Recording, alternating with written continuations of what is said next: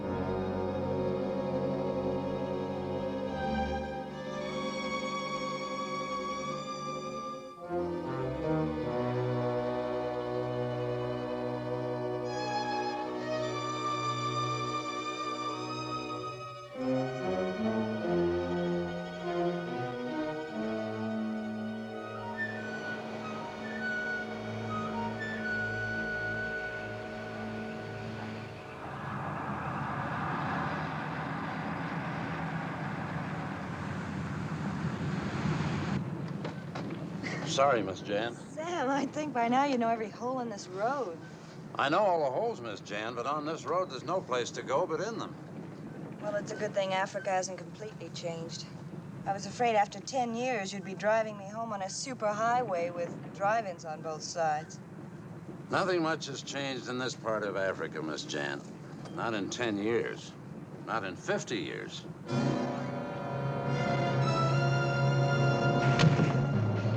Sam! Sam! Stop! You hit a man! It wasn't a man.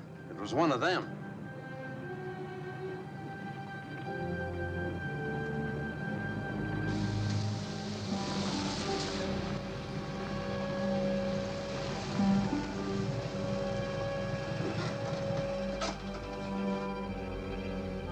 I'm truly sorry, Miss Jan. But I couldn't stop. There's your grandma now. She'll tell you I was right. She's waiting for you.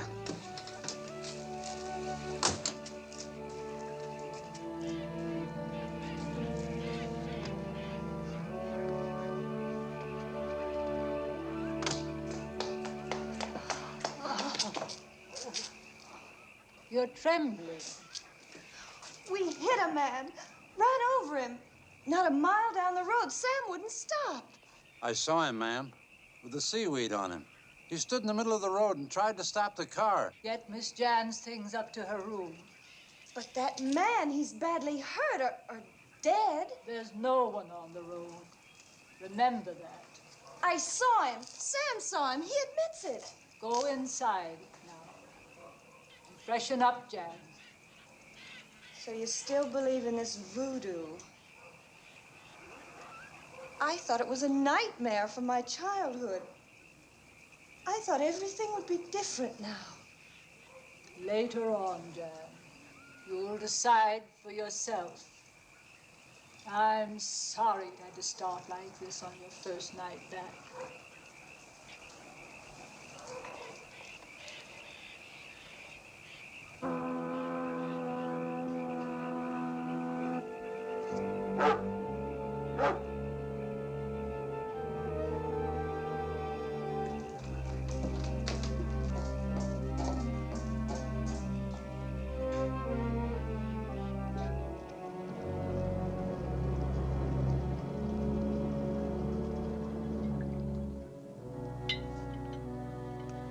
Here's to a calm crossing, which we already had.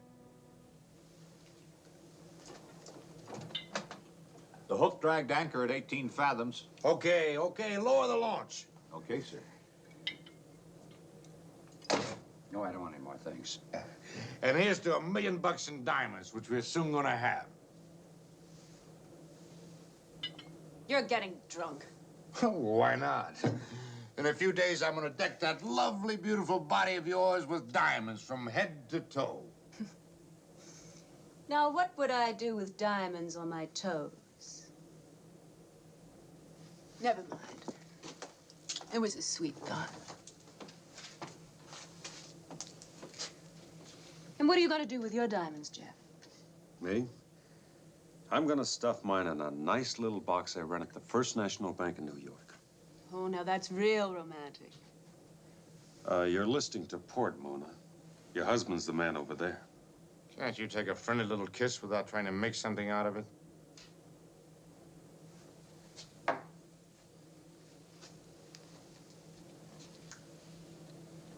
Now, how about me, Mona? Don't I get a kiss, too? You don't get a cut of the diamonds, Doctor. Well, if I had known what went with them, I would have insisted on a share. Well, listen to the old boy, a regular Romeo. Lunch is ready, sir.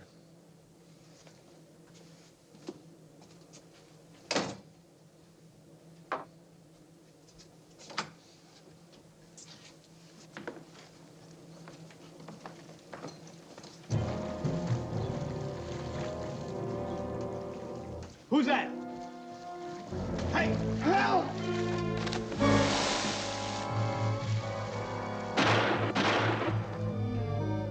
I hit it. Both shots. Fool!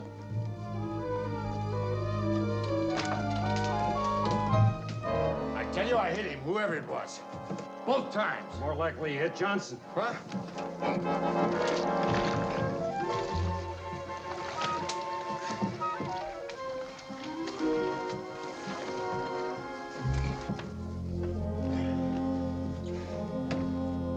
He's dead. I couldn't have hit him. I'm not that drunk. I don't think you did. His neck's broken. Well, who did it? Who was that? Get the others. Let's get him to shore.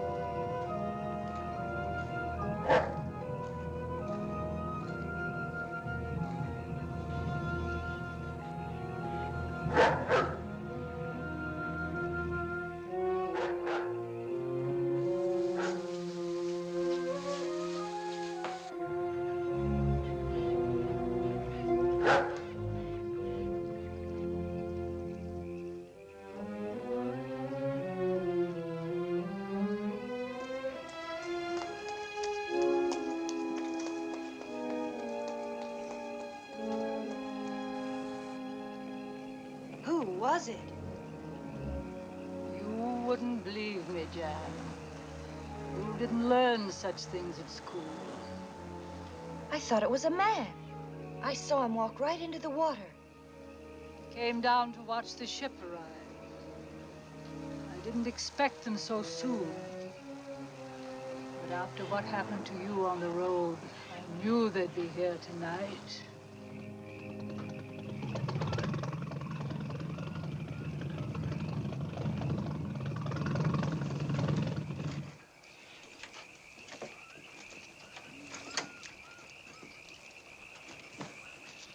Mrs. Peters, I'm Dr. Eggert.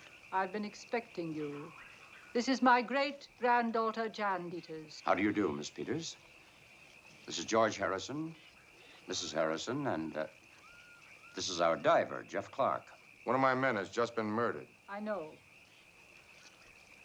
I heard the voices and the shots. What's going on?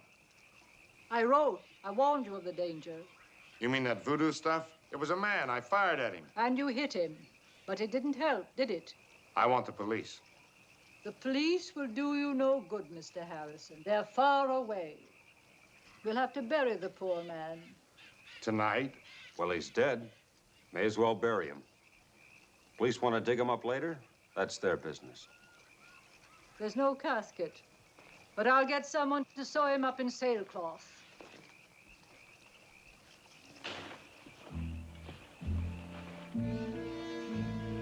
are the graves of the first group that came after the diamonds. That was in 1906.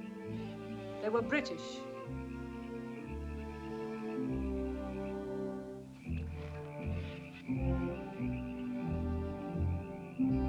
This was a German expedition in 1940, just before the outbreak of war. What I want to know is, how'd they all die, Mrs. Peters?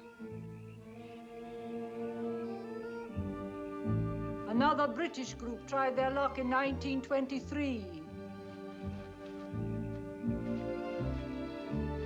Portuguese in 1928.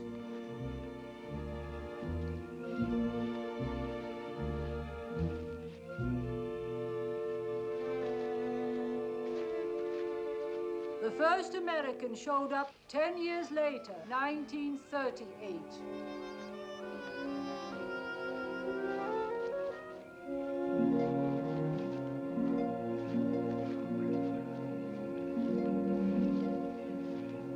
Yours is the 6th attempt to recover the diamonds.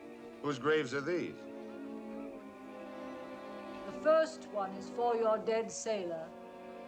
The others for the rest of us. She's trying to scare us. She wants the jewels for herself. I've learned that no one who comes for the diamonds can be frightened away.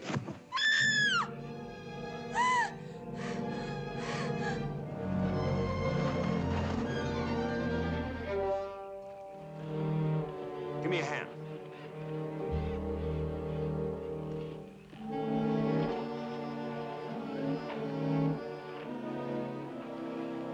That grave. It's for me, I know it. Get me away, please.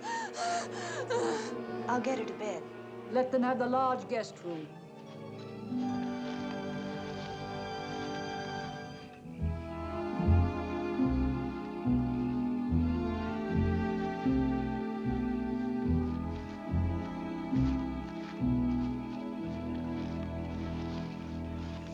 According to Eggert, the Susan B is lying in about 100 feet of water on a sandbar. Say, where is Eggert? He's having a powwow with the old lady. Maybe you can find out why the old lady was so anxious to have those graves dug in advance. Now, if the sandbar hasn't moved, it should be about here. Well, this one baffles me. It's pre-Christian, of course, but it doesn't seem to be truly African. You know, it's closer to those figures on Easter Island than anything I've seen. You've picked the prize of the collection quick enough. I guess you do know something about Africa. Just who are those people you're with? Well, as I wrote you, I've spent 20 years researching the legends of the Susan B. Mr. Harrison owns the salvage ship. He came for the diamonds. I came for the story. I think I'd die happy if I could complete the research on my book. Not that I'm eager to occupy one of those graves. Only fools are afraid of the grave. There are worse things. Bodies around here must be buried quickly, Dr. Eckert. You mean the climate? No. I don't like to explain to idiots who think I'm in my dotage, but you should understand. Walking Dead. You believe in them? And so will you, before the week is out.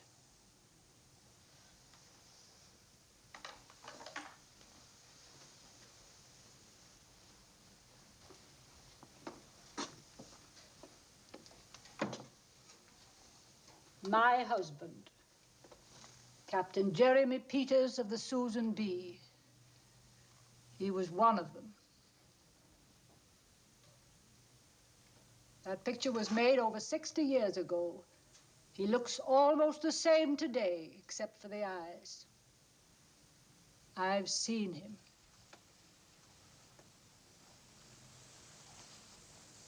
You know the story. The Susan B put in here for trade in 1894. The sailors discovered a temple with a golden cask full of uncut diamonds. They stole the cask. There was a fight, and 10 of the sailors were presumed dead, the captain among them. The others returned to the ship with the cask. Then, surprisingly, the 10 missing men appeared. something happened. The rest of the crew was slaughtered, and the ship scuttled in the bay. You think that these 10 men that had been killed returned to their ship? They were dead then, and they're dead now. But they're still guarding those cursed diamonds. One of them killed your sailor tonight. They killed everyone who's come for the diamonds. But they're murderers, your own husband. They're dead, I tell you. They have no morality, no free will. They'll kill anyone who tries to steal the diamonds. But what about you? They don't bother me. They seem to know I don't want their precious treasure. It was more than 50 years ago that I heard rumors that my husband was seen around here, and I came back to find out. Slowly, I pieced the story together. I built this house. You want to be with your husband?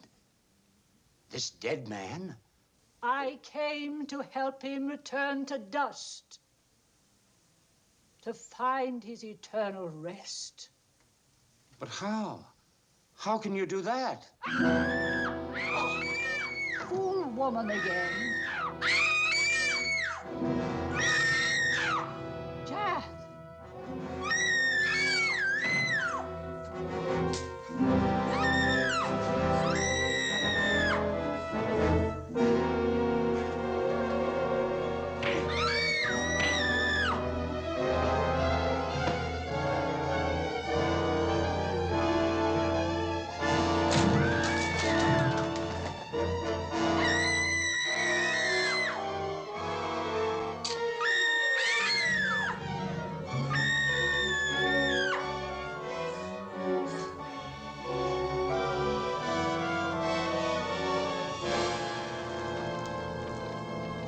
Fire! That's the only way to fight them. You listen to me. I'll help you get the diamonds. Where'd he go? You'll never find. Well, I'm clearing out. Diamonds or no diamonds, I'm getting out of here. You're staying. George, you saw that thing. I came here for the diamonds. I'm staying, and so are the rest of you. But if you knew there'd be all this trouble, people killed, why did you let them come? I didn't let them do anything. Egbert wrote and told me they were coming. I don't own the diamonds or the bay. But you wanted them to come. Yes, I want them to find the diamonds and then destroy them. Only when the diamonds are destroyed will your grandfather be able to rest. Destroy them? Do you think Harrison is the kind of a man who would destroy the diamonds after going to all the trouble of finding them? Throw them away because of an old wives' tale about men who died 60 years ago but aren't dead? If they ever find the diamonds, they'll be glad to destroy them. I know what I have to do. And this time, there'll be an end to the diamonds and an end to the Walking Dead.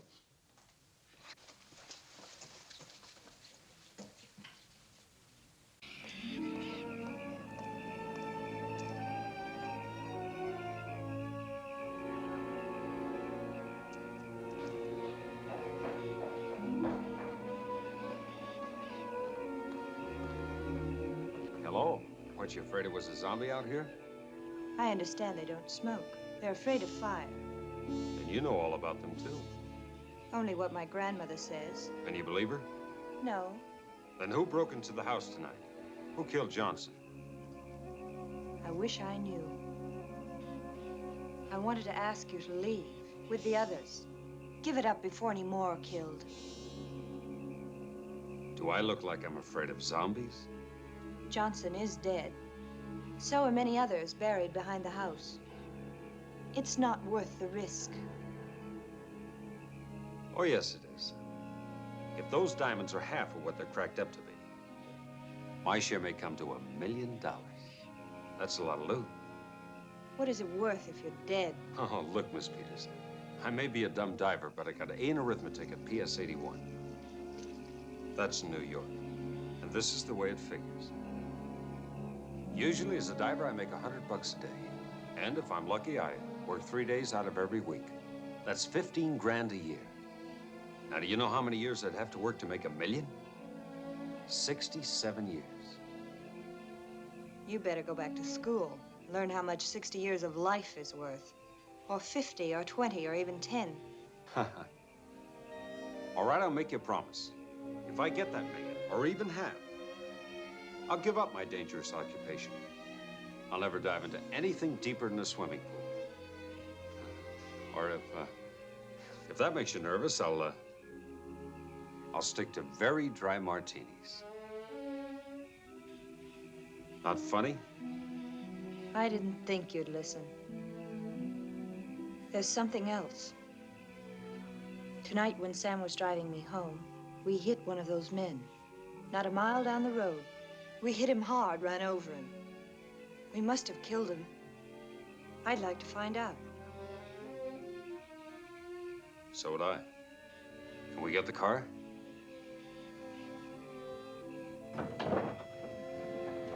They're supposed to be afraid of flares.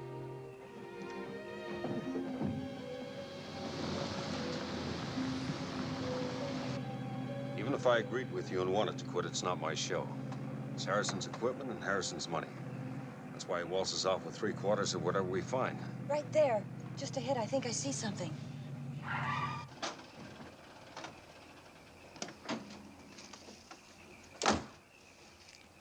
It was right over there. Be careful.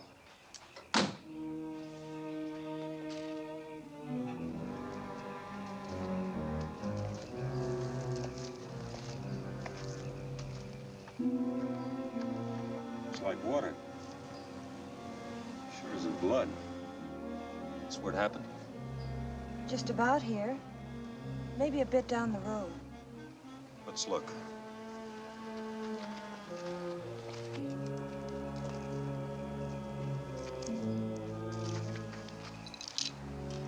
Remains of your headlamp.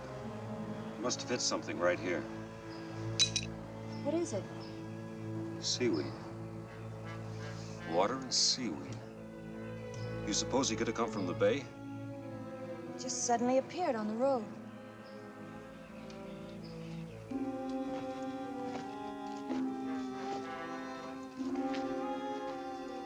Footprints. Facing toward the road. So he did come from the direction of the bay. He must have been hit back there where we found the glass and the button. He was thrown a few yards, run over down there. Let's go back and see what we can pick up back there.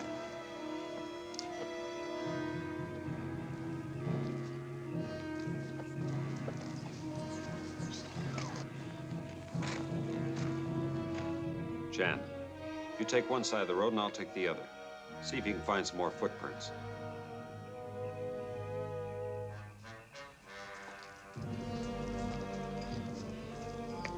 Jeff! Just picked himself up and walked away. I'd like to follow these. Tonight? No. I'll get something to mark the place. We'll come back with the others in the morning.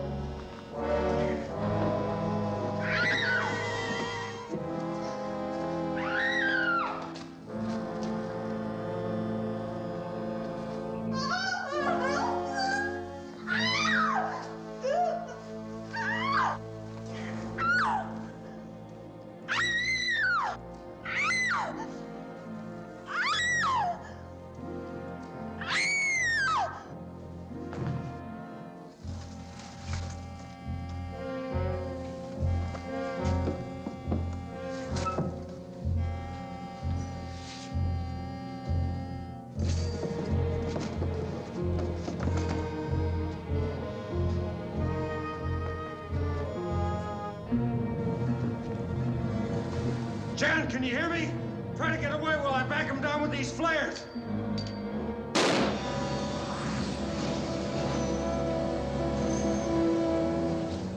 Jan!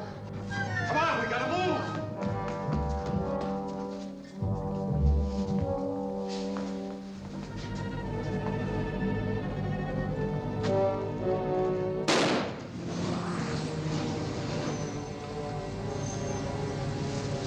That should hold him. Lucky you brought that very gun along. What made you think of it? I remembered how that old lady drove off that joker last night with a torch. I didn't know where the girl was taking me. I figured she was leading me in for a setup. So I grabbed the very gun from the locker. You say this mausoleum in the middle of the jungle is about 40 by 20 feet. And no running water or central heating. If you like, we'll pack a picnic lunch and walk over there. Do you think you could find it again? Oh, I should. You kept me up all night making notes. You know, Doc, you're going to have to cut me in on the royalties from your book. I think you were right the first time. I'll give you odds little Miss Sweetness and Light was leading you into a trap. You can bet that she and that old witch are at the bottom of what's going on. Good morning. Good morning. Morning, sweeties. Warm milk, Margaret. I want to thank you for saving Jan's life, Mr. Clark. She's very precious to me, and I will be always grateful. Now you got a friend for life, Jeff. We all die in good time, Mrs. Harrison. There's a grave waiting for all of us. You old hag! You're dead already. You just don't have sense enough to lie down. Shut up. Well, it's true. She's at the bottom of what's going on around here, and you all know it. I'm sorry, Mrs. Peters, but, you see, she learned her manners as a hostess in Eddie's Front Street Saloon. As I was saying, I'm grateful, and I'll do whatever I can to help you recover the diamond. Thanks, but it won't make any difference now. You see, I've decided to give it up. What? You can't quit like this. I practically taught you the business. You should have taught me the business end of the business. Then I'd be up on deck taking a sun bath and getting 75% while you went below and played footsies with the fishes. We made a deal. I've sunk 30,000 into this. Practically everything I've got. Get yourself another boy. Do the diving yourself. Nobody told me there'd be a crew of cutthroats pushing up the odds. And I don't care who's behind them. Okay. I'll give you another 5%. Maybe he's right, George. We ought to quit. This place gives me the creep. One more word out of you, and I'll... What do? Put me in irons. What do you want? I did some arithmetic last night, Harrison. You know, 50% isn't hard to resist. I hope you live to collect it. Oh, but I intend to. You see, I'm counting on you to keep me alive. At least until after we get the diamonds. We're losing the whole morning. Good morning. Good morning, Miss Peters. You all right? So you're going ahead? Yeah. Harrison talked me into it. Ask Mrs. Peters. But I tell you, I buried that knife in his throat. So you missed a vital spot. Okay, but I should have got a little blood out of that 8-inch blade. Do you believe in the walking dead, Dr. Eggert? All I know is what I've read. What's it say in the books, Doc? Are they supposed to be good swimmers? Well, they wouldn't have to breathe. Well, that's my weakness. I have to breathe. Try to remember that, Harrison. Any last words? Just find the diamonds. I'm only gonna try and locate the cabin. 15 minutes. Don't get yourself killed, Jeff. It would be such a waste. Can you hear me? Telephone okay? Air pressure okay? All right, let's go.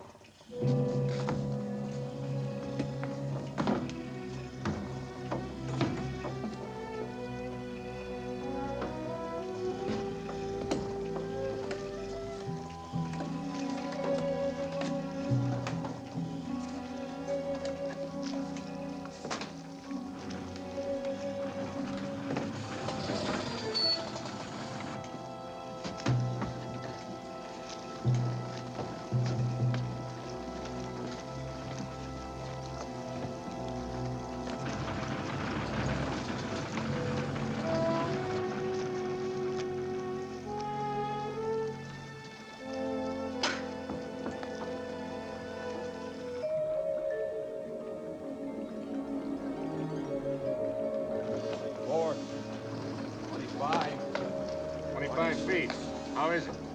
Water's clear. But I don't see anything yet.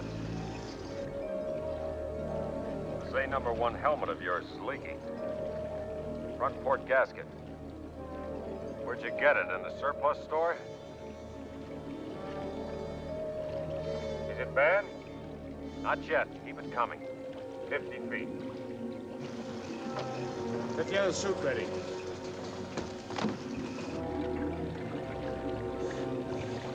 $75 feet. How's the leak? No worse. You want to come up? No, not yet. Lower away. I see something right under me.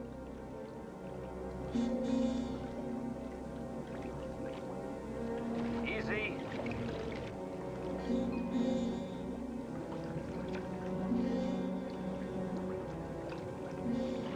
I'm looking right into the hold.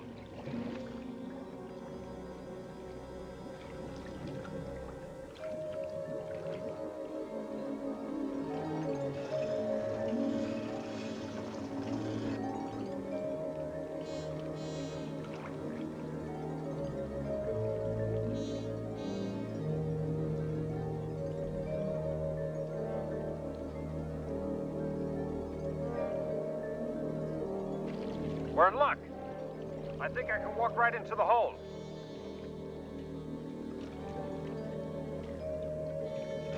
Maybe I can get in. Right now. You want to try? Yes.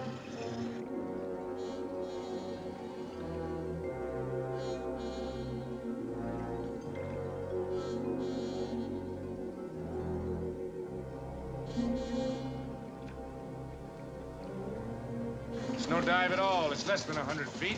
But why go down? You're not in position. I'm not going to let him get his hands on those diamonds without me being there.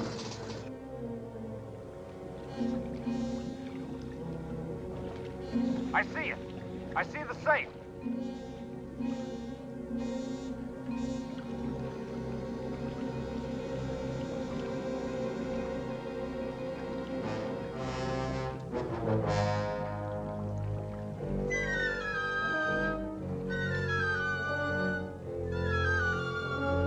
Start hoisting.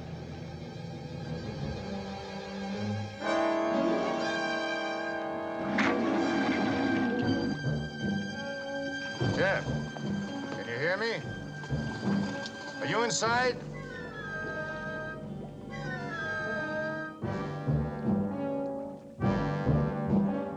Jeff! What's happened? Air pressure reads 0. Is he free? Can you haul him in? He seems to be coming up, unless... Unless what? Unless the cable snapped. Well, why don't you go down and see? Well, this is the quickest way. Keep him rolling.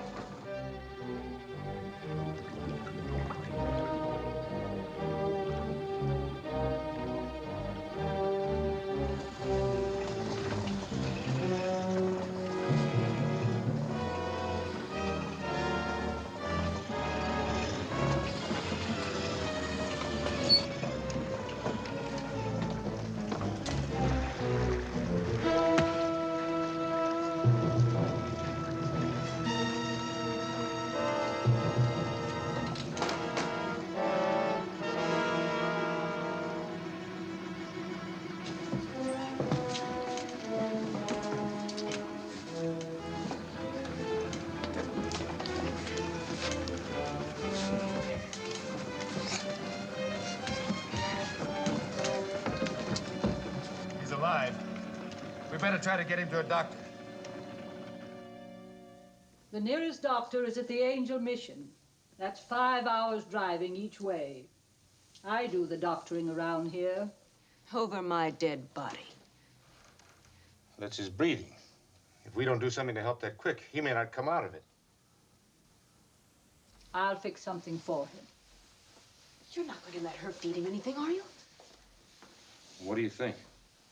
Well, I don't think she's a murderess, but... But she's out of her head. I don't know if he's breathing at all now.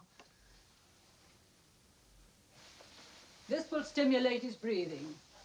Give him about an ounce every hour. But it's not that we distrust you, Mrs. Peters, but... Put it down. Give it to him or not, as you please. Wait.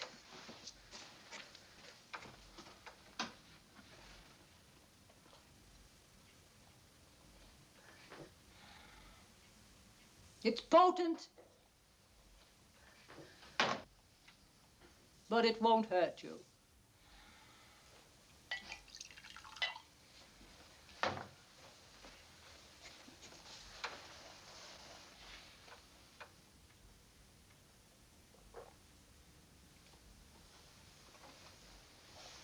I'll let you know if there's any change. Okay, Florence Nightingale. Call me when you're ready to go off shift.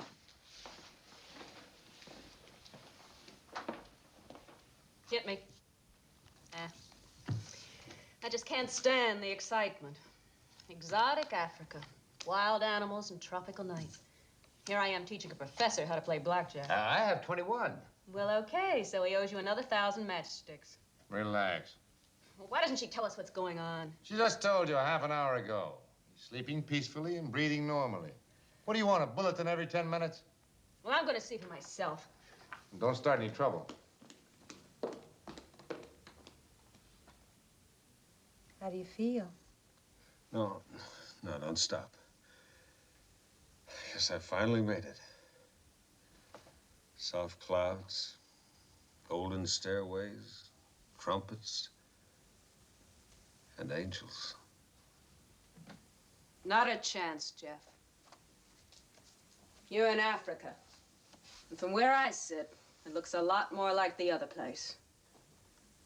Why didn't you call us when he wakened? He just did. Oh, sure.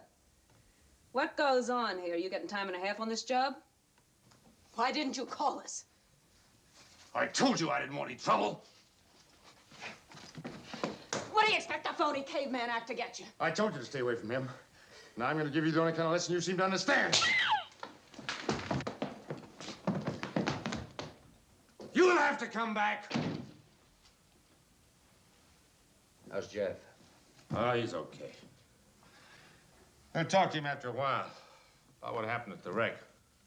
They say of the walking dead that their souls can find no eternal rest, that they exist in torment.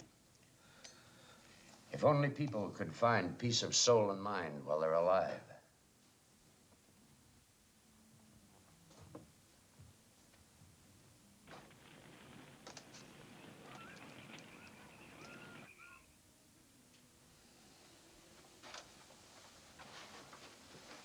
We've had that fire going for 2 hours now. If Mona could see it, she could have found her way back. Once you're inside that tangle, you can't see very far. She wouldn't have ventured into the jungle by herself. They have her, I'm sure. We'll have to go after her then. To the graveyard? I'll go too. Sure you want to go along? Well, I'd like to help. This won't be any sightseeing expedition. If they've had her this long, it won't do any good. They'll get you all.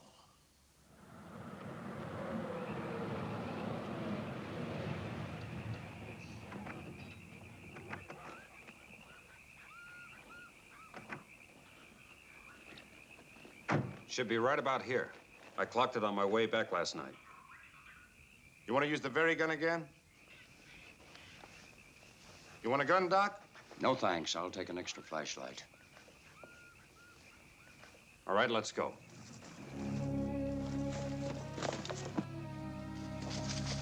Here's a path. Art and Johnny, you two bring up the rear. Keep a close watch out on both sides. Doc, you stay in the middle.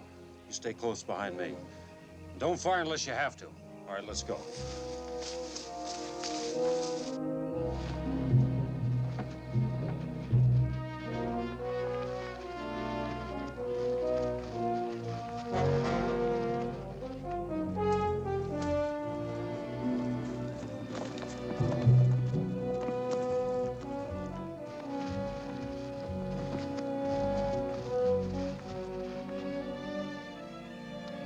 Hey, wait a minute.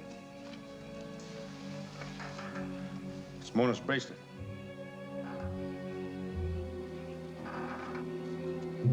It's on the other side of the boulder.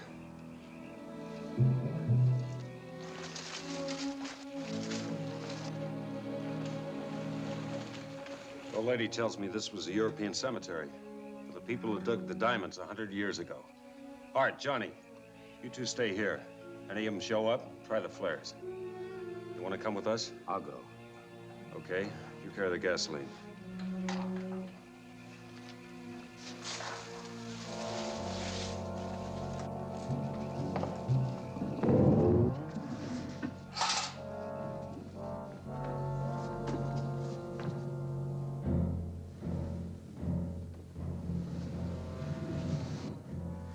She's dead. Maybe not.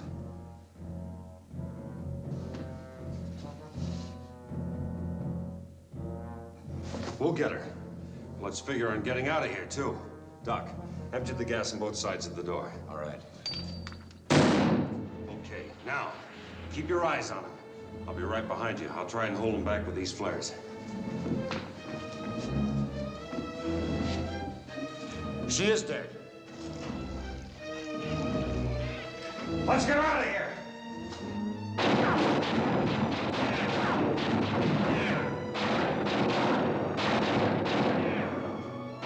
Mona, look! Mona, are you all right? Get her out of here. I'll cover you.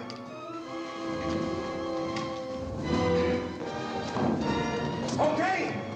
Come on!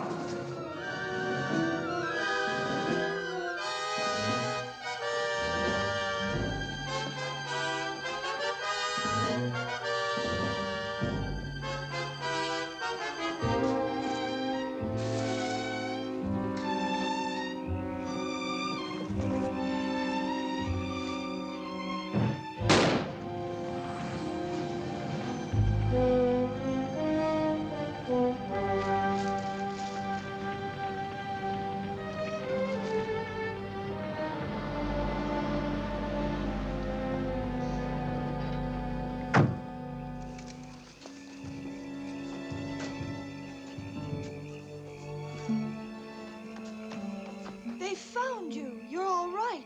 I'm so glad. She's as cold as... She is all right, isn't she? She hasn't said a word. Maybe she's been drugged or in shock. I think you'd better get her to bed.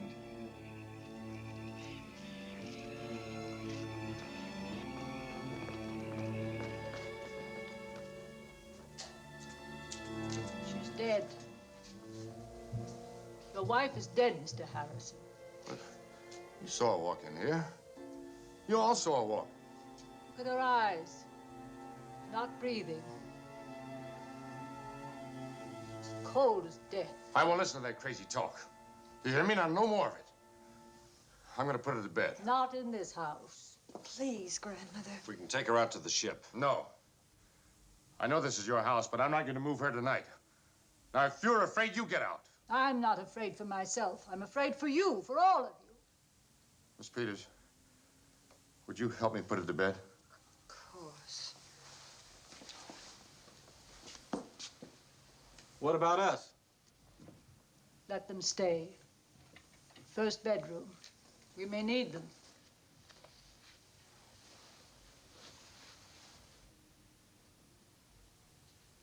Mona, why don't you close your eyes and get some sleep?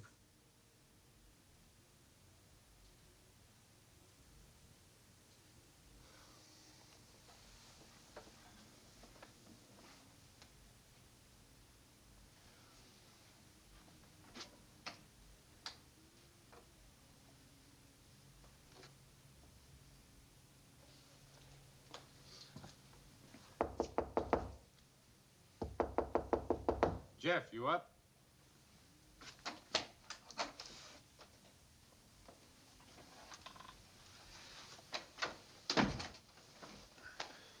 How's Mona? No change. You willing to go down tomorrow? Well, the safe's right there. I figure one more dive and we should be able to get to it. Why? You want to pull out? I ought to think about Mona. I ought to get her to a doctor.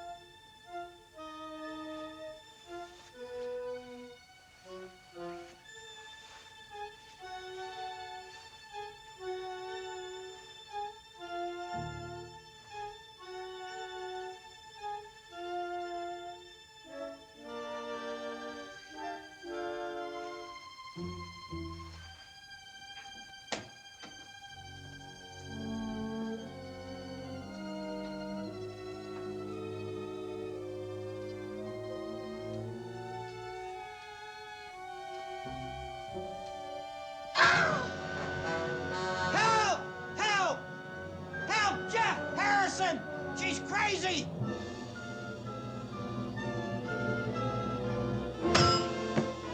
Help! Help! Mora! Jeff! Jeff, help me! I can't stop it!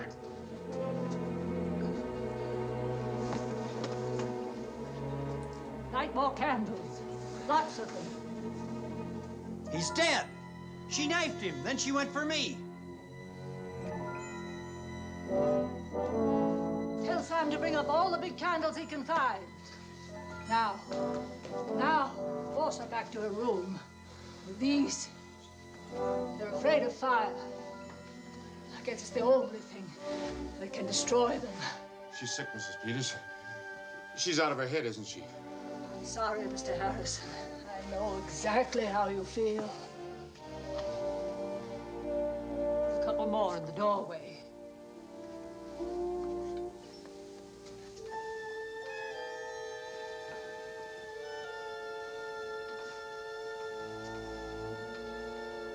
Fire will work here. It'll work underwater, too.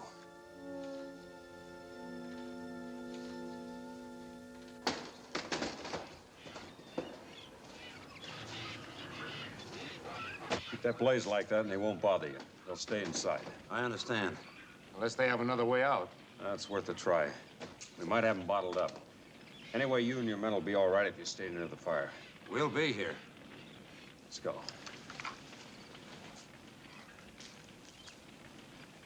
The way I figure it, it can't be much of a safe. I should be able to cut it open in 5 or 10 minutes. Now, while I'm burning off the hinges, you stand by with another torch. If any of them do show up, you hold them off with your torch. That fire keeps them out of circulation. It'll be dark before we're through. About that damaged compressor. I'm glad we found out before we dived. We could wait till tomorrow. I thought you wanted to pull out some more and get Mona to Dakar. Another day won't matter. Look, day or night, it's dark down there. Besides, tomorrow I might have cold feet. Like you got now. Okay.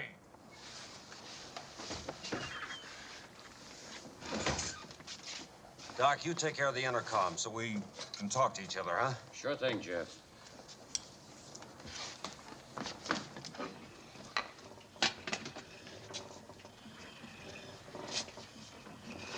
Harrison, can you hear me? I hear you.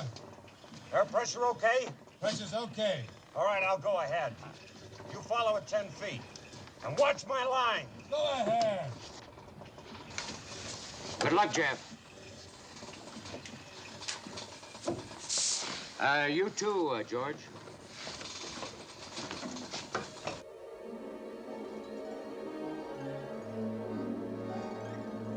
I'm on the bottom. Can you hear me, George? I hear you. And I see you.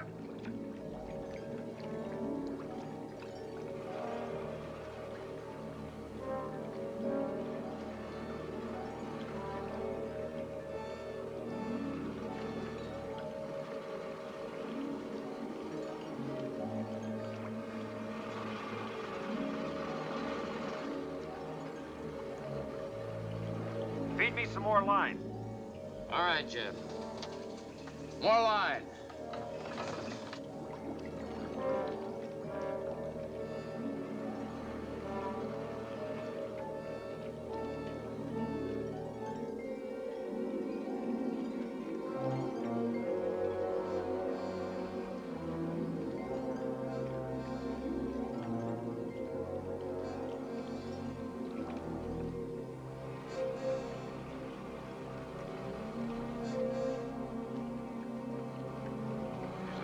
Clunker with outside hinges. You know, I think I can get into her with a scout knife.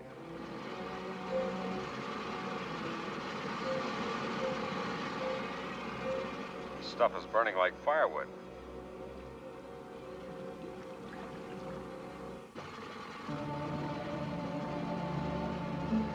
I'll have the first hinge off in a minute.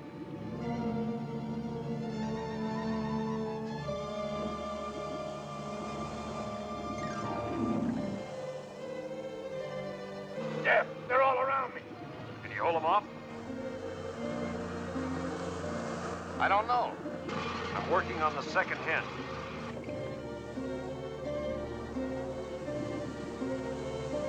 How much longer? Just 1 more minute. I've got the hinges off.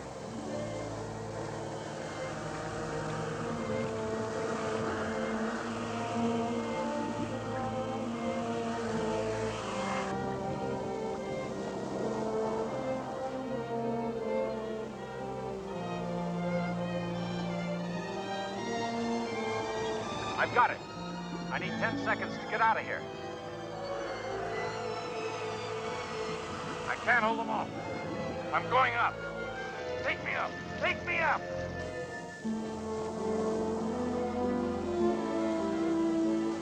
Send the diver's stage down.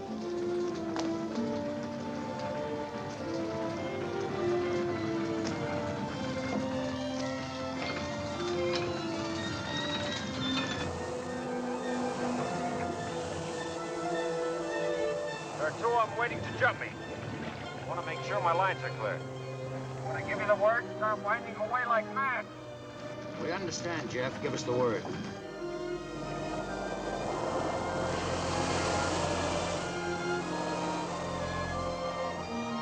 It worked. Where's Harrison?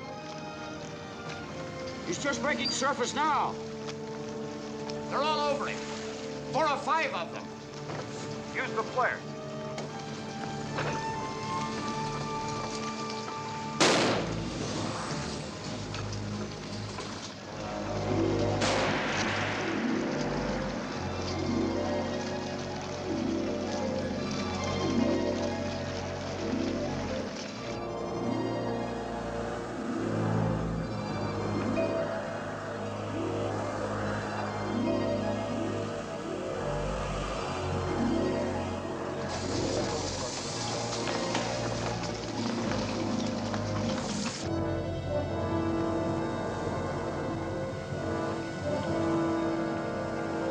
Send down the diver stage.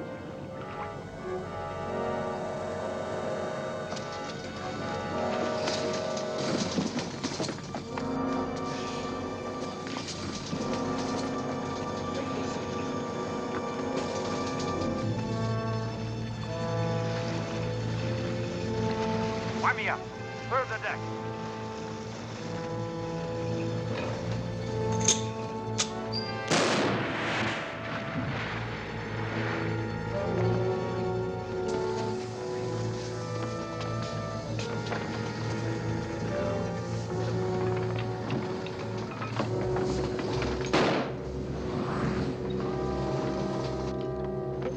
What's with Harrison? He's lost a lot of blood. He's in his cabin. We're running out of flares. Save him. Look, they're coming on board.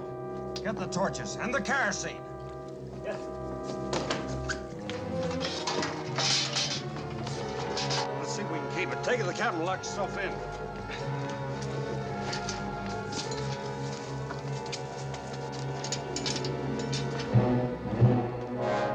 Control the decks.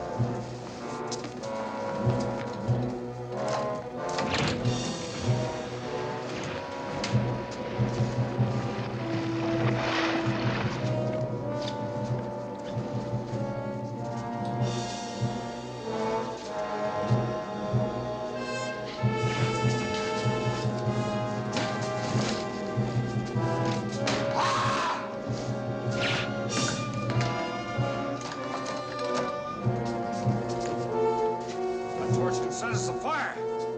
How many flares left? 2, sir. Get that bunch covered. Come on. Fire one into their laps. I'm gonna pick up that torch.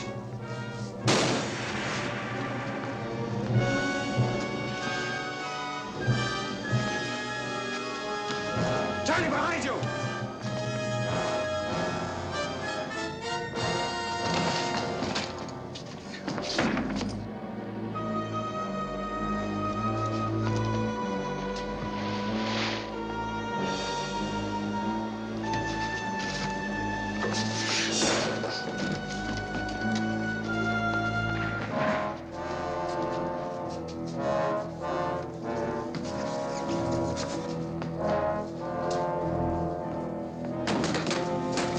Doc, open up! Let me in!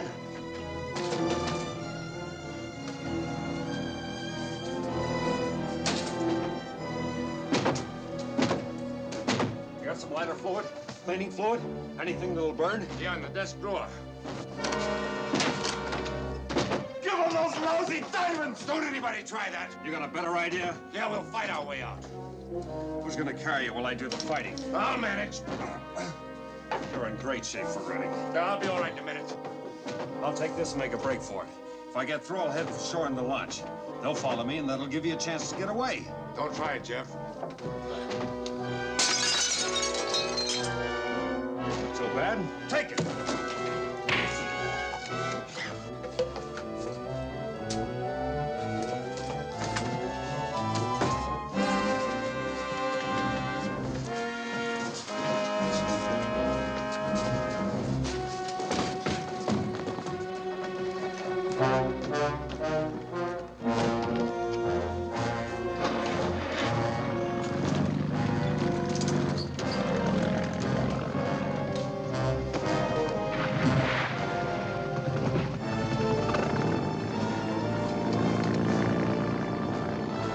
You won't get far with those diamonds. You are a fool, Harrison. He's not trying to steal the diamonds. Shut up! But he saved your life and mine. That's more than you could do on your bad leg. I know him better than you. Pick out that date.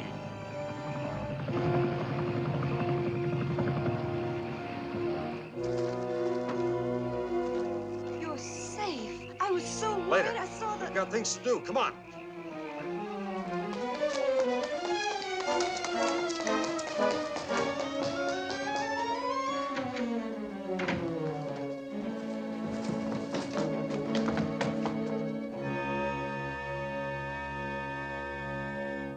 Maybe she's coming out of it. Mona!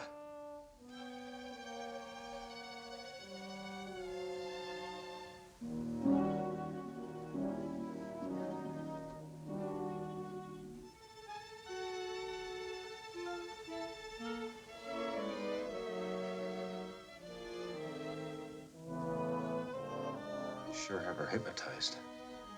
Come on.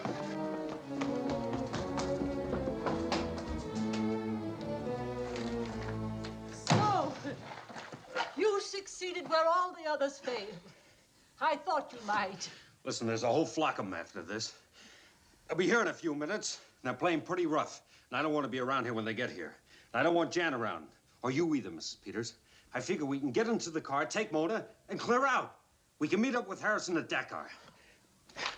Well, I'd split my end of the take with you. I figure you've got something coming after all these years. That is, if there is a take. I'm still not sure we found the diamonds. How do you get this open? It's older than the pyramids. They didn't have any springs or screws, of course, but they did know something about levers. Usually. Give me your scarf, quick.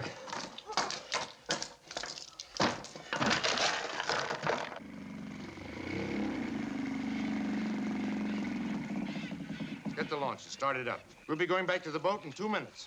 If any of them show up, hold them off with the torches.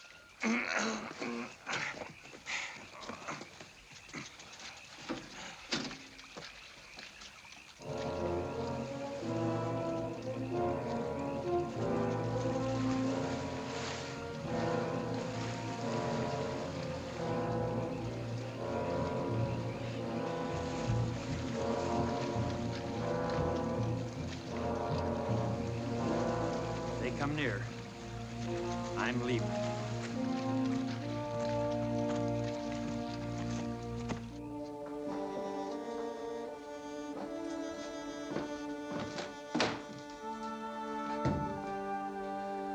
Tell the girl to bring me that chest.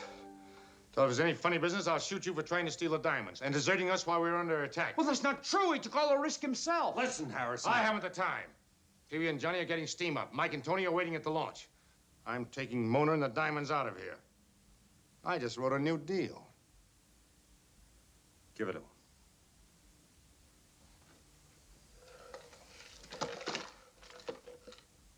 Maybe you got it open. How are you gonna know? Oh, please don't. You'll ruin it. I'll find a way. If you follow me, I'll kill you.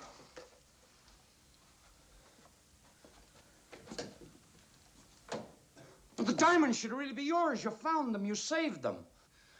Thanks, Dad. Come here.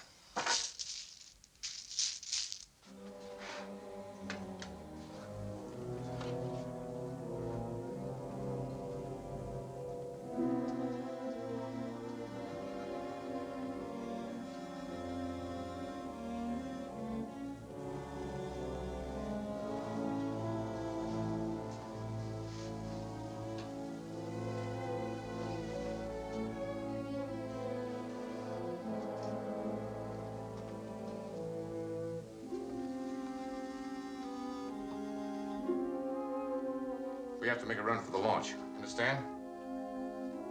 Come on.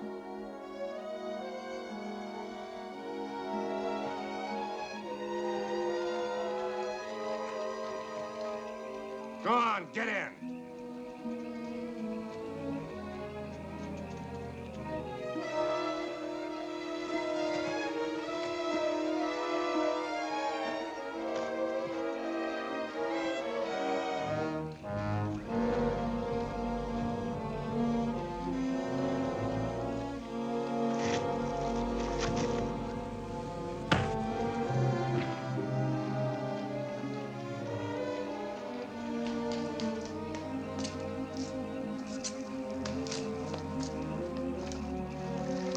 He's dead. She did it.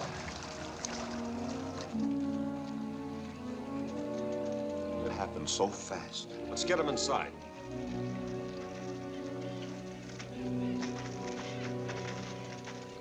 But you don't even know for sure if they want the diamonds.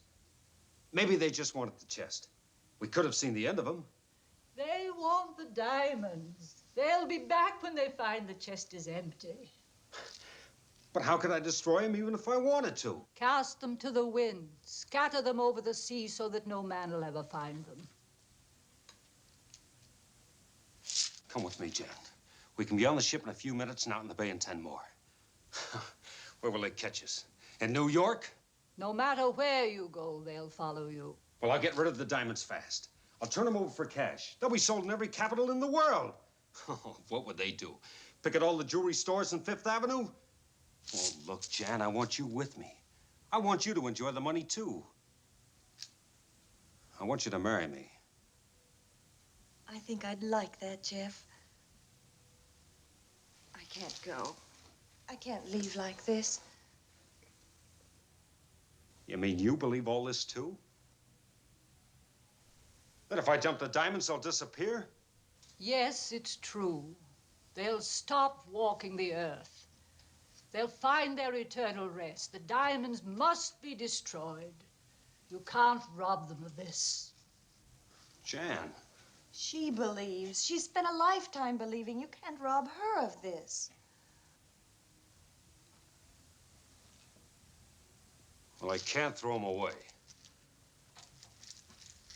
Maybe I wish I could. I'm gonna take them with me. And you're coming with me, too. Both of you. I can't leave you behind, not when they're still prowling around. I'm staying right here. But you can't stay here now. It's too dangerous. I'm sorry, but if I have to, I'll carry you. I believe you would. We don't have any time, Mrs. Peters.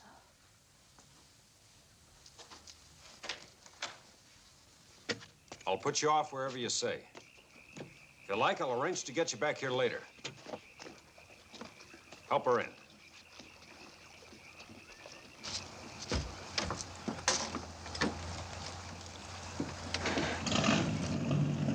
Wait! They've returned for the diamonds. What are we waiting for? Please, not yet. We're safe enough now.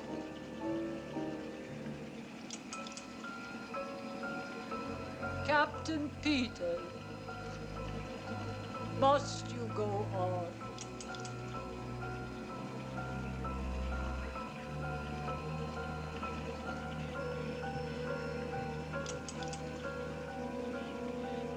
All right. Okay, take them. The diamonds, Mrs. Peters. They're yours. Do what you want with them. Thank you.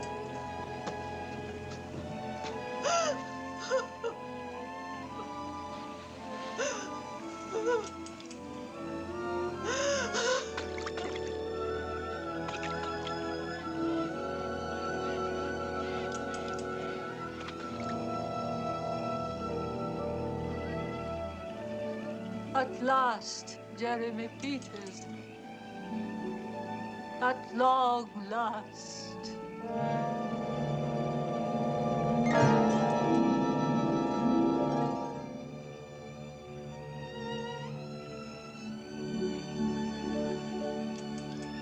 Probably never be rich again.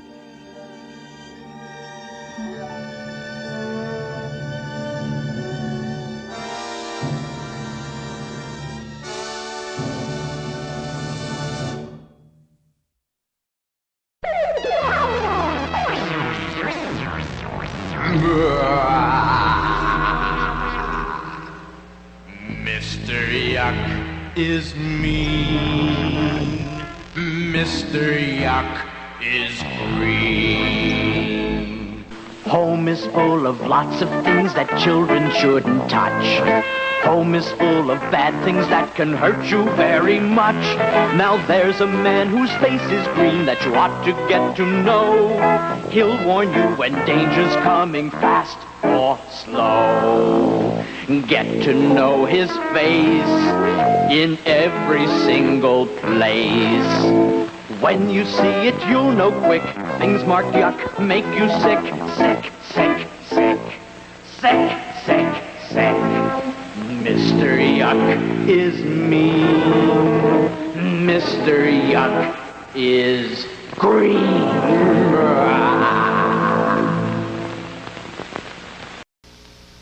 Bang, bang, bang. Oh, howdy, partner. Time for timer. Do you ever get that hungry feeling after school? Boy, I do. I'm so hungry, I could eat a wagon wheel. When I'm slow on the draw and I need something to chaw, I hanker for a hunk of cheese. When my 10-gallon hat's a feeling 5 gallons flat, I got something planned, which is little cheese sandwiches. Come on! Here's a great little snack to tide you over till dinner. If you want something delicious and nutritious, cheese is a super snack. Look, a wagon wheel. When my get up and go has got up and went, I hanker for a hunk of cheese. When I'm dancing, I hold down and my boots kind of slow down, or anytime I'm weak in the knees. I hanker for a hunk of, a slab or slice and chunk of, a snack that is a winner, and yet won't spoil my dinner. I hanker for a hunk of cheese. Yahoo!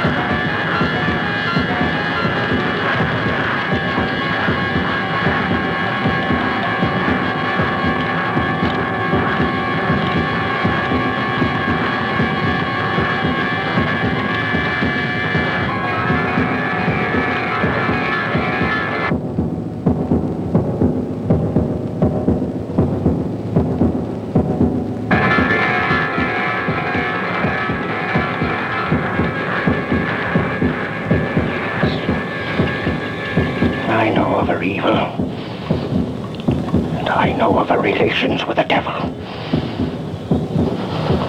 I know because I saw her naked, writhing, screaming. She lay on the ground and cried for his help. She begged him. Then he came in a fury of light and dark. I saw because I was made to see. I tried to run, but I was made to see. And then he called to me. He knew my name. Although I resisted, I was made to watch. But I resisted and did not join. And that is why I am here to tell you that she is a witch, a lover of evil, the devil's mistress.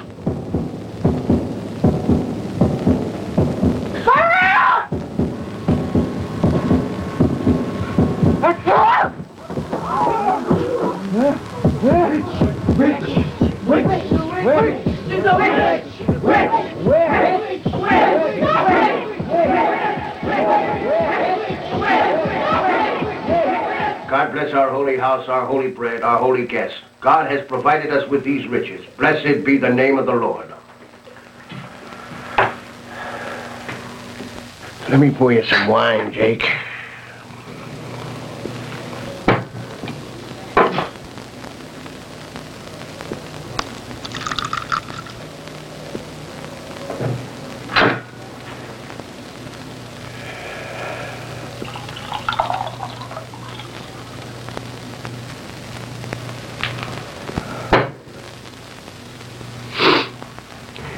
Here's to...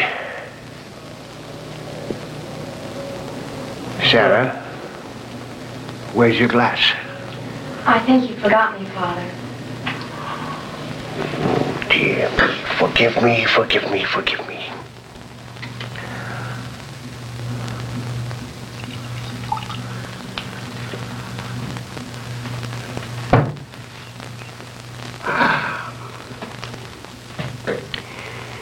Here's to Carl and Jake.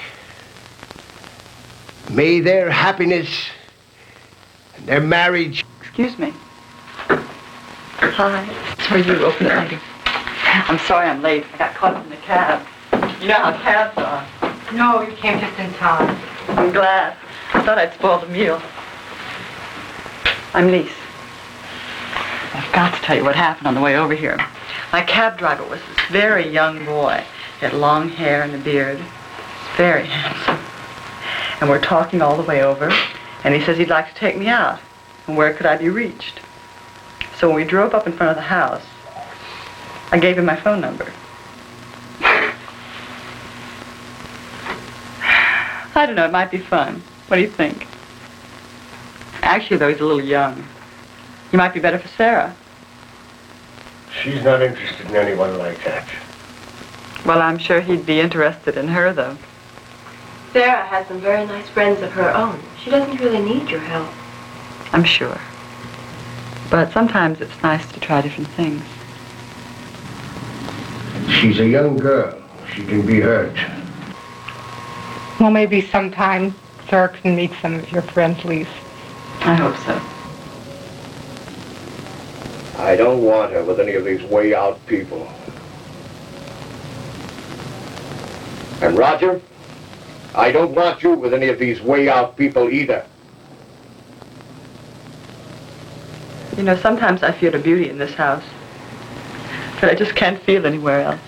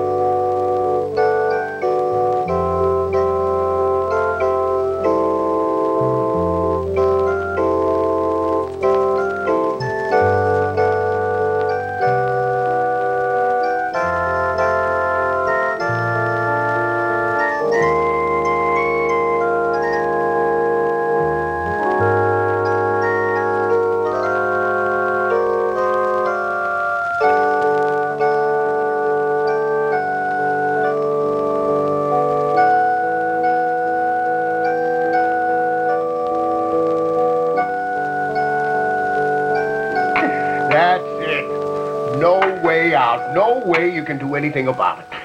Look, either you move here, and I make you in two.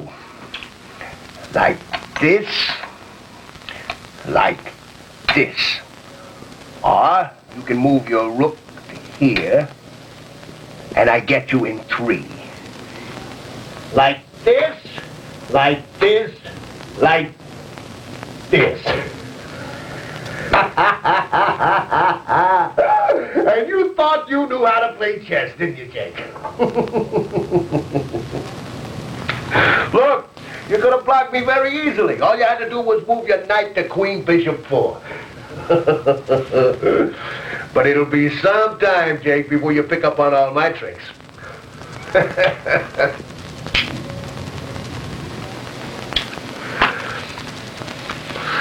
You know, Jake, I find that a good chess player makes a good businessman. I don't know if I'd carry that analogy too far, Peter. Checkmate.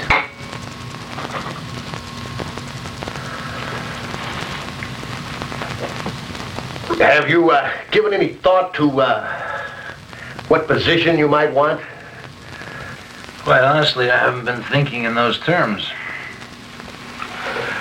Well, you know, Jake, it's no crime to start at the bottom. That's where I started. Right at the bottom. First week, I did nothing but sharpen pencils. It's really great. Then after the war, this guy comes to me with a great idea. Real estate.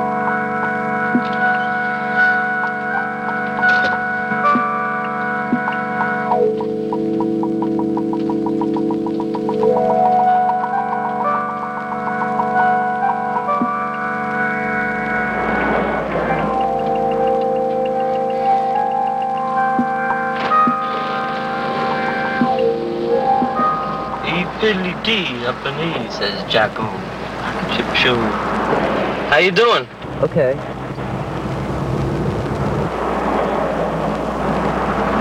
But you haven't been to the city much, have you? But you come to see a chick, huh? 6, 5, 4, 3, 2, 1. You gotta be careful when you come to the city, yo. You know, you gotta watch out for these dames. They're all looking to rip you off. They're all looking for their hustles. But if you're going to see a nice old chick... No, she's not old. Just be careful. You gotta have confidence when you walk in there. Be confident. Just look them straight in the eye. Say, come here, baby. See what I do talking to you? Go through red lights? Is this it over here? Yeah. She lives in this building? I know a lot of weird chicks live in this building.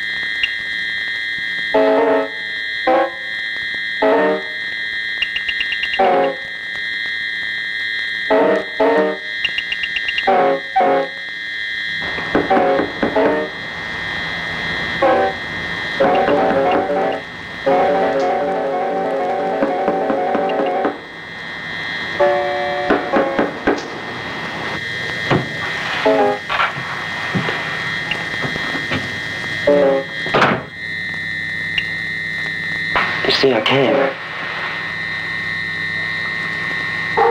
I see. And I didn't tell anyone.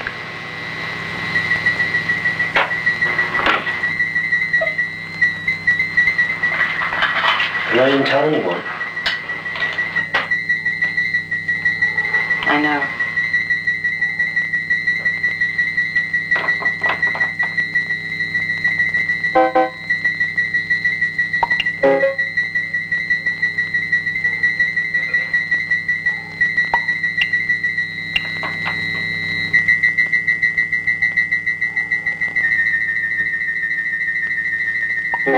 Sit down.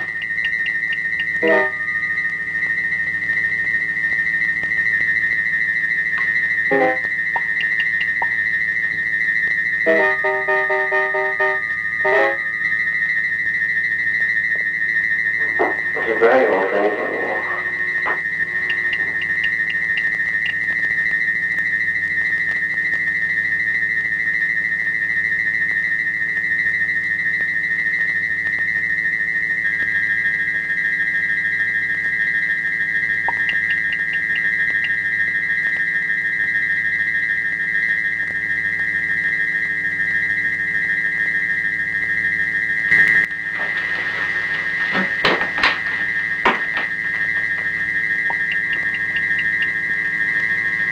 Well, what would you like to do, Roger?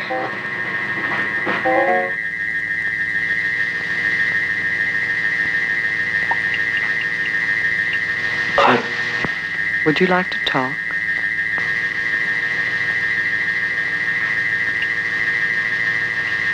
What? Would you like me to talk?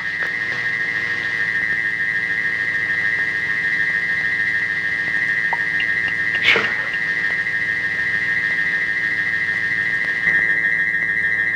Would you like me to tell you a story?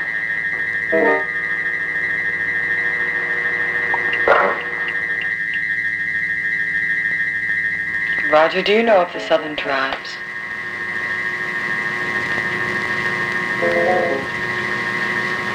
Well, it was the common practice among one certain tribe that the women were the hunters while the men were domesticated. When the village needed food, the women would go out and hunt for it. The men, on the other hand, were allowed to grease the women's bodies before the hunt. But they were never allowed off their knees while massaging the oils into the women.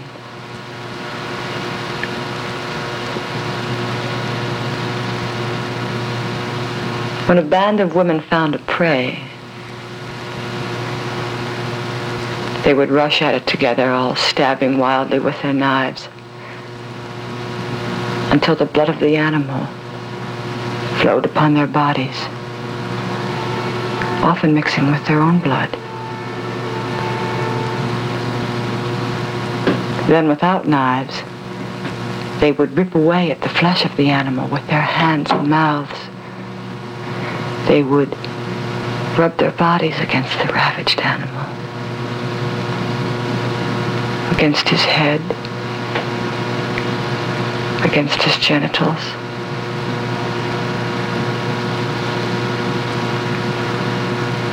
And after they had completely satiated themselves upon the animal and upon each other, they would drag the remains back for the men. Now the men would grovel on the ground when the women returned, exposing themselves, hoping to be chosen. For if they were chosen, and if they were good, they were given food.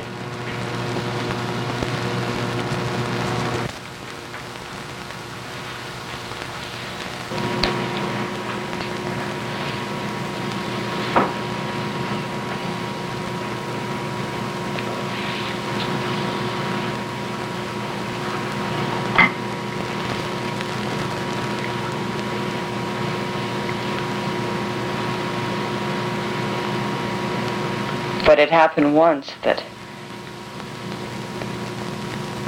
one certain man found that he could hunt in the woods and bring in more food than the women could. And with his rather large body, he could satisfy 4 or more husbands.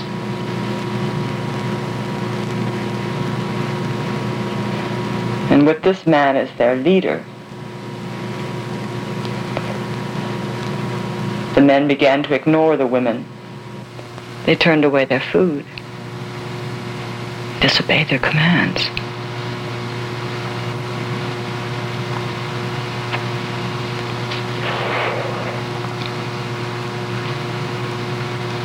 They found they no longer needed the women.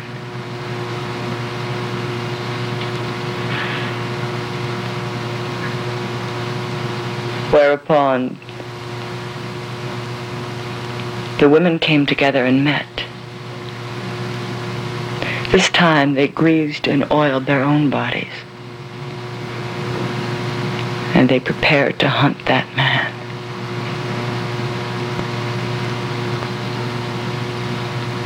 Naked.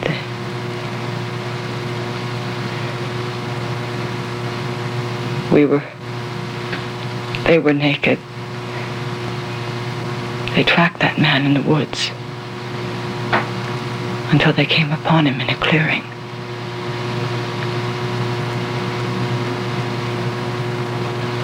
They fell upon him at once, ripping him open and eating his insides, while the other men were made to watch. They drank his blood, and they chewed his bones until all of him was inside of them. But strangely, they had raised themselves to passions far beyond their belief.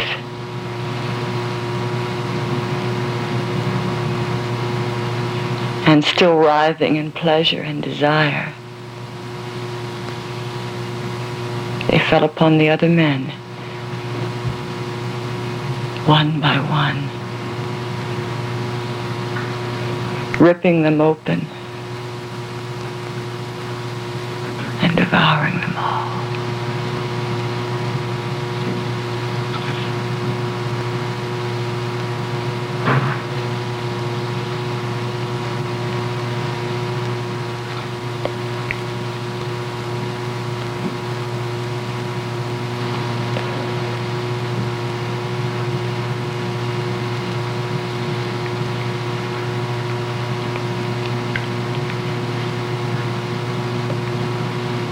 Hand me the ashtray, Roger.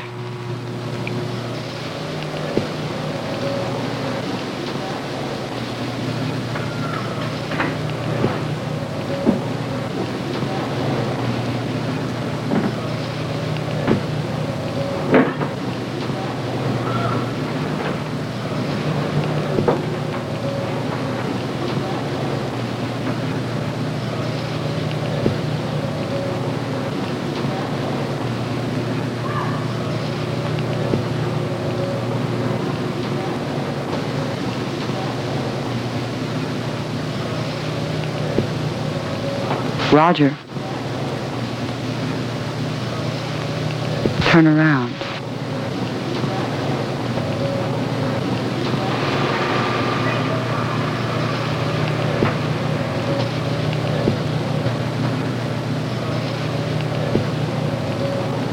Kneel.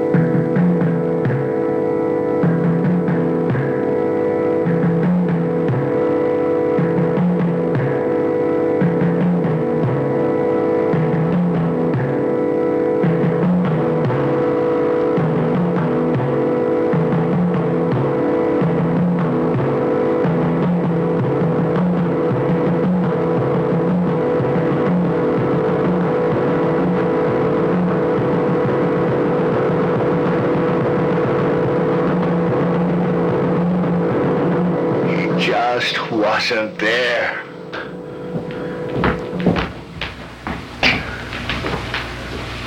Are you sure he hasn't pulled this kind of thing before? Yes, I'm sure. Well, he could be getting out every night. Maybe he's got a broad stashed away somewhere and, he's spending a few nights with her. What are you talking about? He's my son. Sure he is, but this kind of thing happens all the time. Now look, I know this boy. He's not that kind of a kid. Was he some kind of hippie? I wouldn't allow anything like that. He's a good boy. Well, lots of times these kids like to run off to the East Village, for drugs and sex. I think he's a fiend. I think he's a drug For fiend. Christ's sakes! This is a good boy. He's a straight-A student. He's home in bed every night by 11 o'clock. His own bed. Look, I've had years of experience. This kid is going to wind up in Bellevue strung out on dope. And the parents always say the same thing. He was a good boy. Unless I miss my bet, and I don't think I will, this kid's pushing dope somewhere.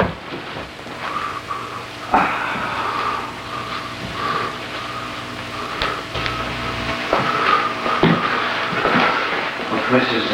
Root, is there anything you can tell me, anything at all that you can give me? Well, I need some information. Anything that you can think of at all, anything at all. Anything at all, Mrs. Root, that may help.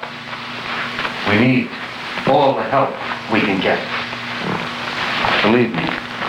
Ask me. I know Roger as well as anyone.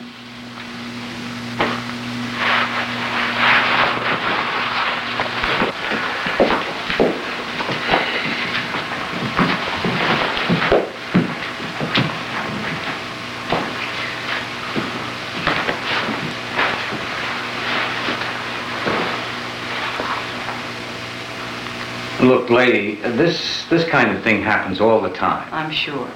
But Roger's not that type of a boy. Yeah, but... Yeah, but I hope you put someone good on this. Look, lady, I'd love to put the whole goddamn force on it. But unless we find this kid by dinner time, I'm going to have to file it. And we get murders every 3 hours. I hope you'll do better than that. Well, I'd like to. I'd like more information. No one here knows anything about it. Somebody has got to know something. There's got to be some sort of... Look, I've been around. I'm not that much older than Roger. I know the kind of person you're suggesting, and he's not one of them. Well, I need more than what I've got. I think you ought to go. You're not going to find him here.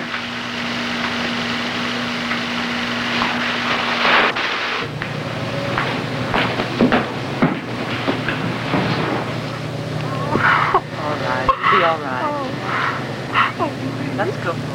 I can't understand what happened to Roger. He's never behaved this way before. I wouldn't worry about it. He's probably home already. You think so? Yeah.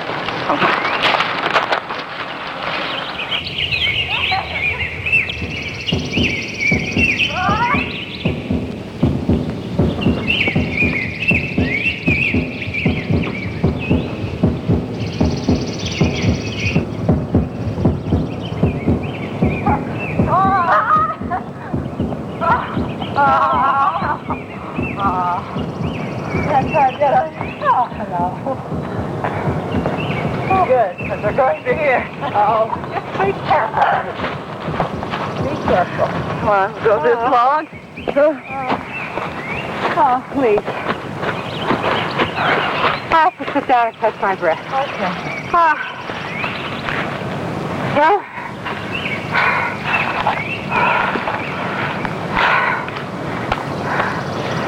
you know, I think Coral is lucky. but why? Jake. I really like him. I think he's really handsome. Oh, yeah, that he is. I hope Coral realizes how lucky she is. I think so. Oh?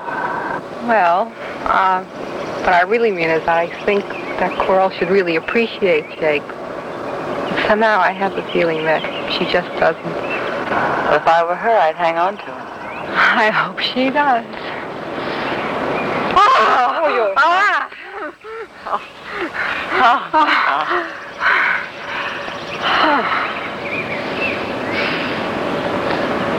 How did you meet her, anyway? You know, I really don't know. You don't know anything about him? Not too much. I know that he's done some traveling. He's been around quite a bit. Oh, really? You getting cold? Yeah. Let's go back. You remember the way back? Sure. Wait for me.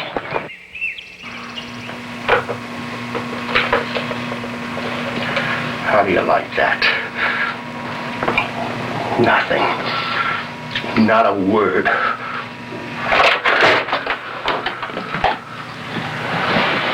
Take it easy, will you, Peter?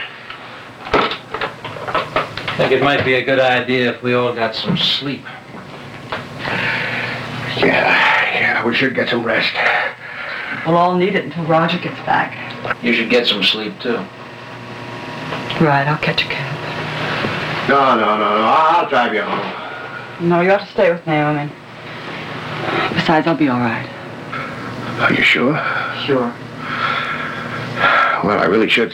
Look, it's no problem. I'll drive her home. I'm not tired.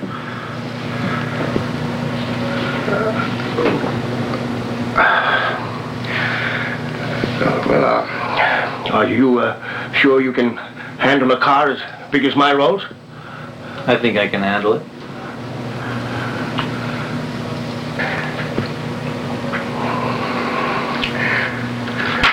Listen, Jake, why don't you drop by my office sometimes next week? Maybe we can arrange something permanent. You know what I mean? Sure, Peter.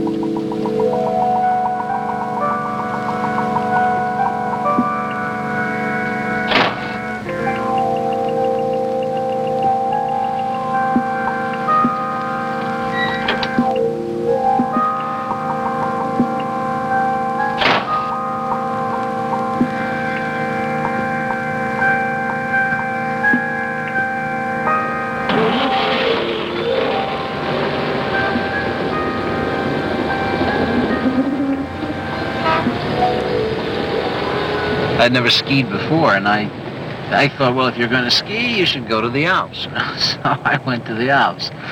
And... You've been to Kathmandu. How could you know that? I saw you there. Oh, come on. Really? No.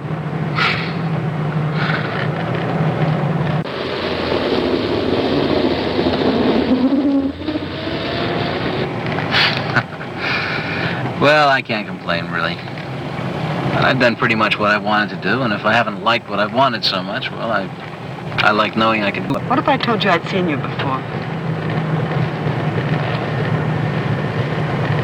You did? I did. Well, why didn't you tell me?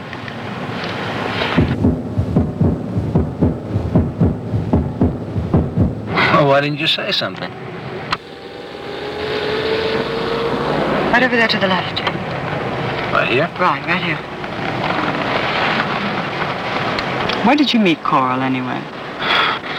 Well, that's a long story. I bet it isn't. Oh, yes, it is. I could tell it to you. Over coffee? Over something. I'd like to, but one of us should be with them all the time. We're pretty lucky to have you. I do what I can. Besides, she's been awfully nice to me. Okay.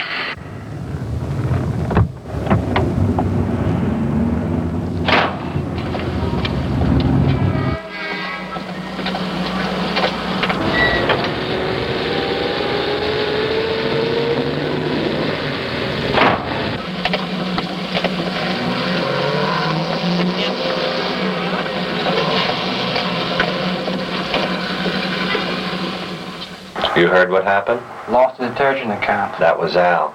What happened to Al? Had a heart attack. Too bad. Nice guy.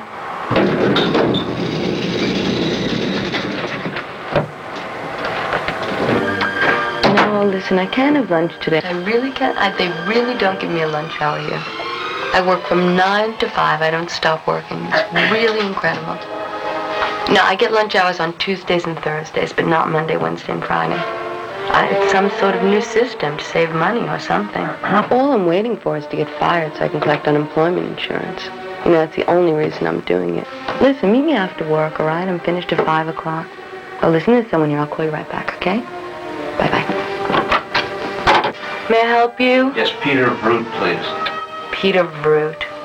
You go down this hallway right over here, past 5 doors. The 6th door isn't really a door, it's a hallway. And you come to the 6th door and you make a left, right?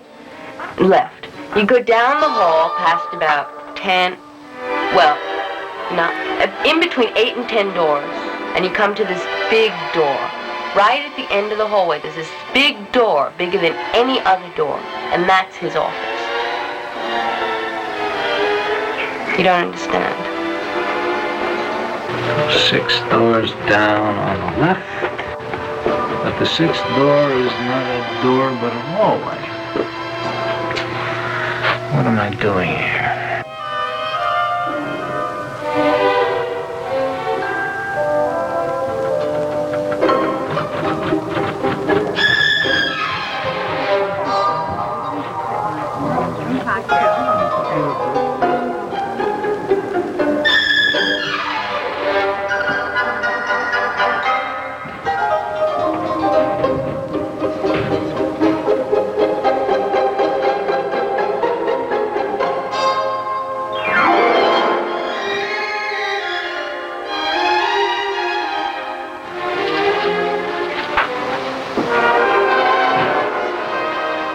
Peter Brute, please. Do you have an appointment? No, but he told me to drop by. He told you to drop by. Yes. Well, I'm sorry, he doesn't see people that way. Would you just buzz him or whatever it is you do and tell him that Jake is here, please? Jake what? Give me a call next week. Fine, I have the contracts all worked out. But thank you, Peter, for seeing me. Thank So long you. now. So long. Hello, Peter. Hi, hello, Jake. Good to see you. Come here, come here.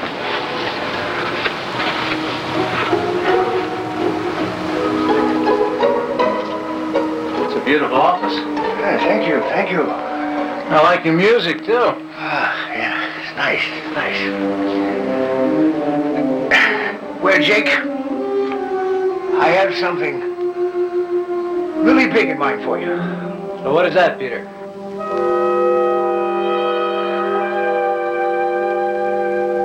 Did you come from the house? Yes. Did that crazy police lieutenant call? No. Yeah, we would have called you if we had heard something.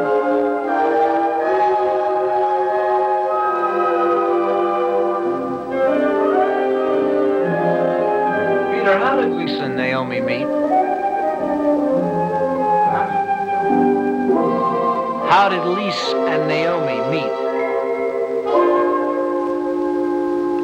At an auction.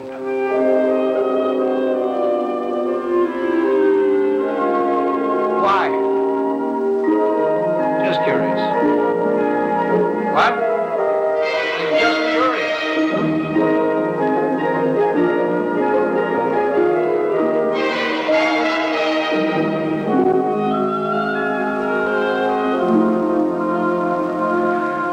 Come here, let me show you this view.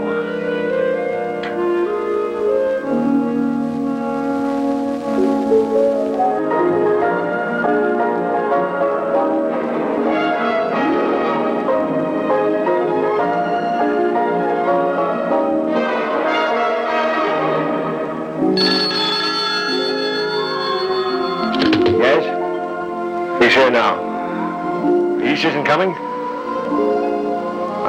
All right, I'll ask Jake about dinner.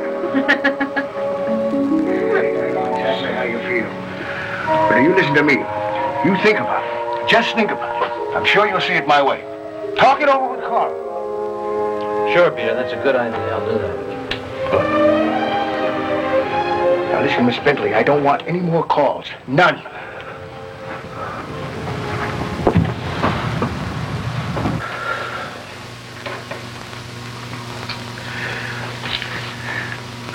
God bless our holy house, our holy bread, our holy children.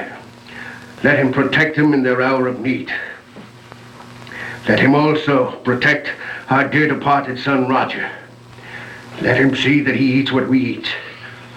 Let him see that he sleeps a good sleep. Let him protect our entire family in their time of grief and pain. What about Lise and Jake? Yeah, put him in. Lise doesn't even believe in God. How can you mention her with Roger? Carl, just because Lise doesn't believe in God doesn't mean that God doesn't believe in Lise. Let the Lord be with Lise and Jake too, in their times of grief and pain. Amen. Surely he is with us all. Guess who I met today? No, Ricky Browning. Be quiet. Norman Randolph. Oh, that's Jerry Randolph's kid, isn't it? I believe so. Nice kid. Going to Harvard or something, isn't he? He just wants to go to Harvard. Huh. Harvard's a good place. Got a guy in my office, went to Harvard. Be making a lot of money soon. Hey, Carl, maybe you'd like to meet him. Coral loves Jake, Daddy.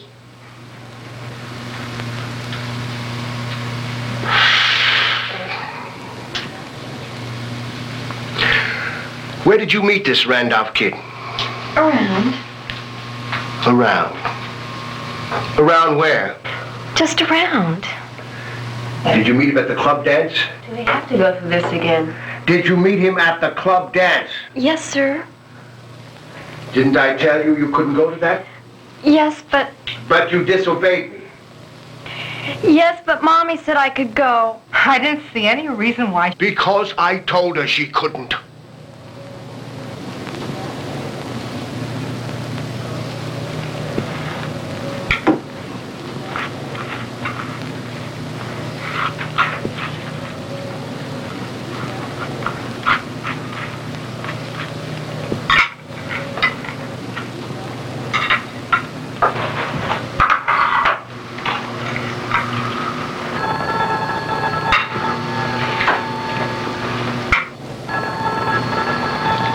All right, go answer it.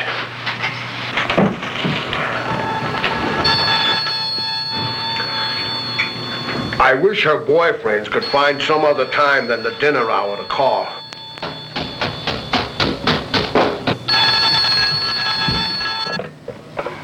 Hello, Ricky? Hello? Ricky, come on, answer me. Ricky, are you there? Hello?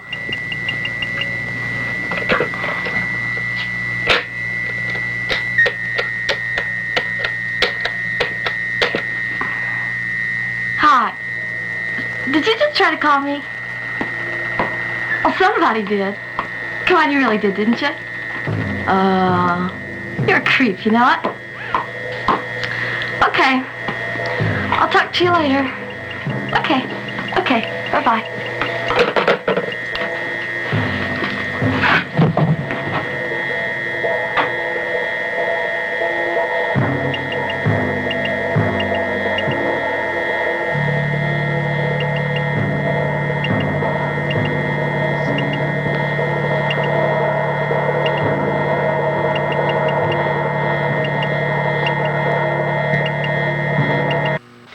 Michael, tell your sister to come to dinner. Hey, Sarah! Come on down! Don't yell. Sarah, if you don't come down this minute, you won't get that phone for a week. Do you hear me?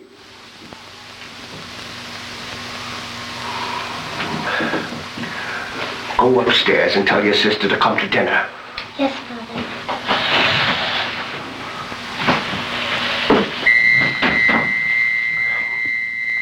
We've got to have a talk about that girl.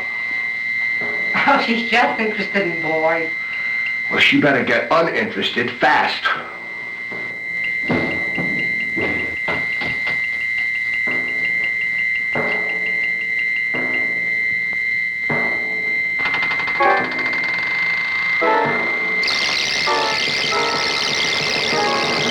Ellie.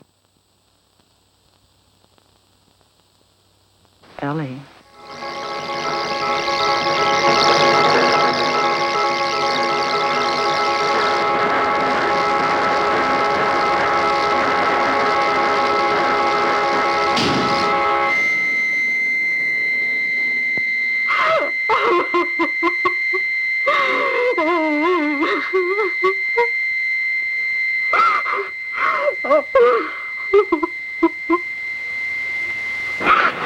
And the Lord said unto Satan, Hast thou considered my servant Job, that there is none like him in the earth, a perfect and an upright man, one that feareth God and escheweth evil?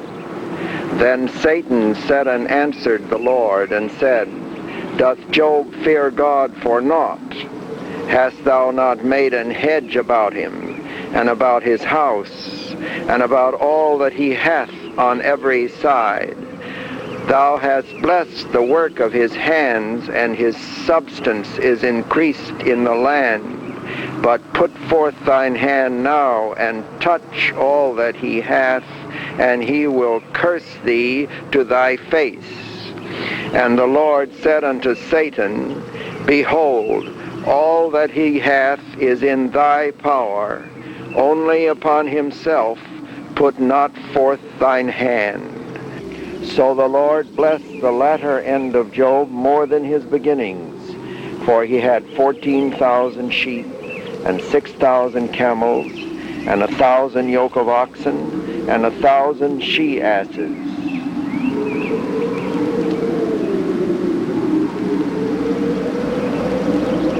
And in all the land there were no women found so fair as the daughters of Job. Then Job answered the Lord and said, I know that thou canst do everything, and that no thought can be withholden from thee. Who is he that hideth counsel without knowledge? Therefore have I uttered that I understood not, things too wonderful for me, that I knew not. Hear, I beseech thee, and I will speak. I will demand of thee, and declare thou unto me. I have heard of thee by the hearing of the ear, but now mine eye seeth thee. Wherefore I abhor myself, and repent in dust and ashes. So Job died, being old and full of days. Thank you, Father. Thank you. I wanted to thank you. I think you were very helpful. Surely it wasn't me, but the words of the Bible. Of course, but your emphasis was most reassuring. You really think so? Yes. Well, this is a hell of a time to come and ask questions. Can't you hold off for a while? Well, look, we got this report on the car radio, a murder-suicide. Now, if I don't get a chance to talk to these people now, I don't know when I'm going to get a chance. I've got to make out this other report. It may not be until, well, I don't know. What do you think, Sam? Yeah? The murder-suicide. Well, a guy drowned his wife in a bathtub and cut his own wrist. Then you're looking for someone who's already dead. Well, we've got to fill out the report. You're going to spend your time filling out reports while there's a child killer running loose.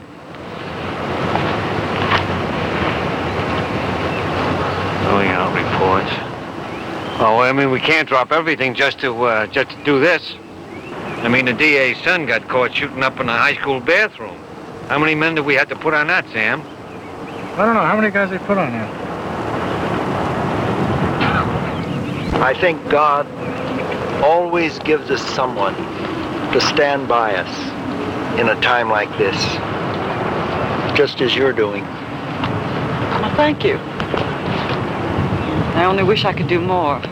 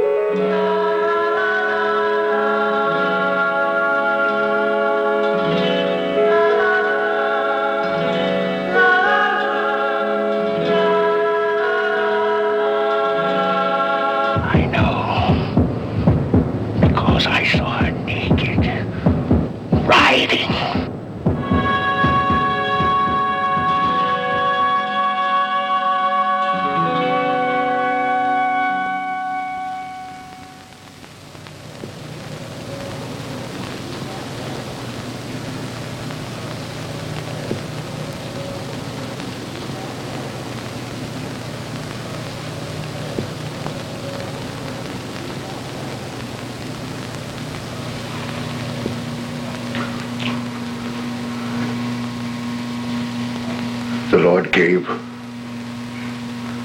and the Lord hath taken away. Blessed be the name of the Lord.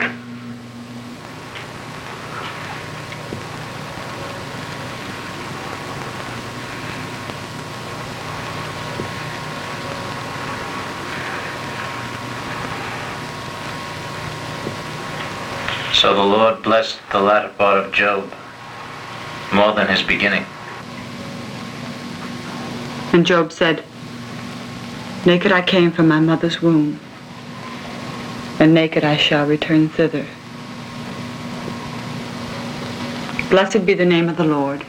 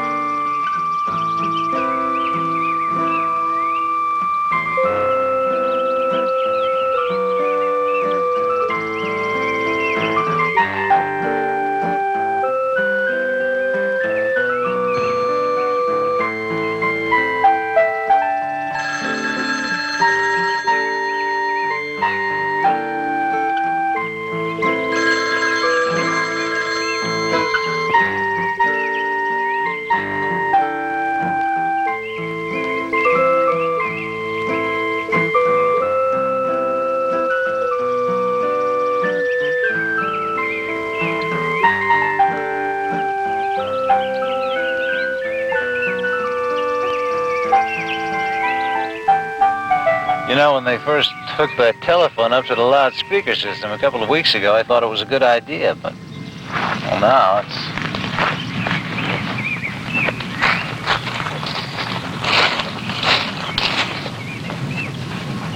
Every time the phone rings, it's...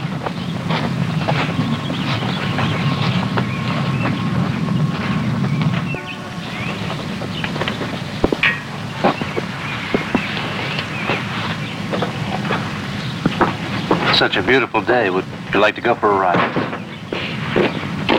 Who was it? For Michael. I think a ride might be nice. I'll see if I can find Peter and get the car. That's not quite what I had in mind.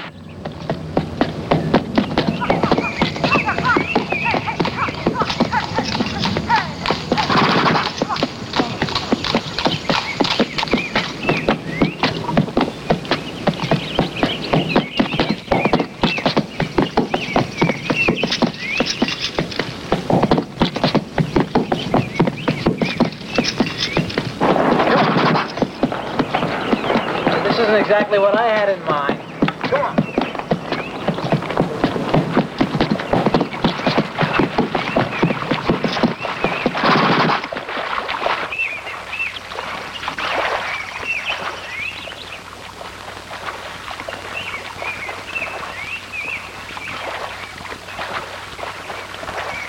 I thought we shared the same background.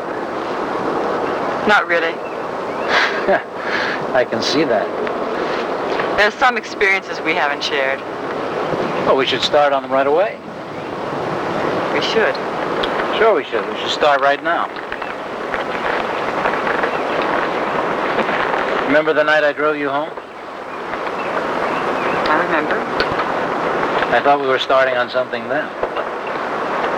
Not really. Now, you don't mean that, do you? Not the way you were looking at me. How was I looking at you? As if you wanted me as much as I wanted you. Carl never looks at me that way. She doesn't look at me that way either. Well, that's the whole thing. What? Carl not looking at me the way you do. Why don't we stop here for a while? Get off. No, let's ride some more.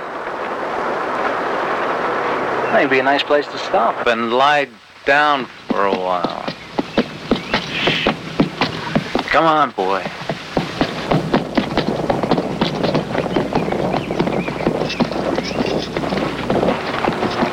Oh. Come on, Gus. Come on, boy.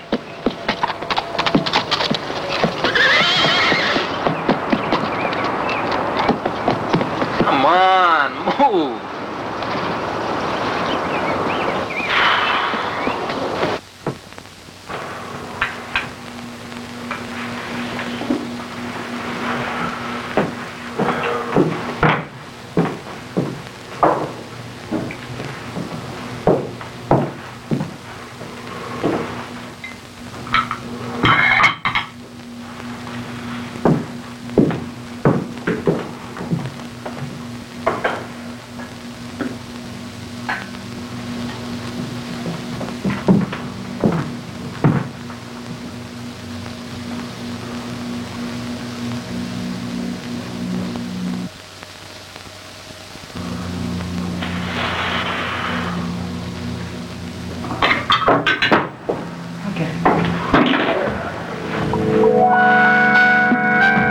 She is a witch, a lover of evil.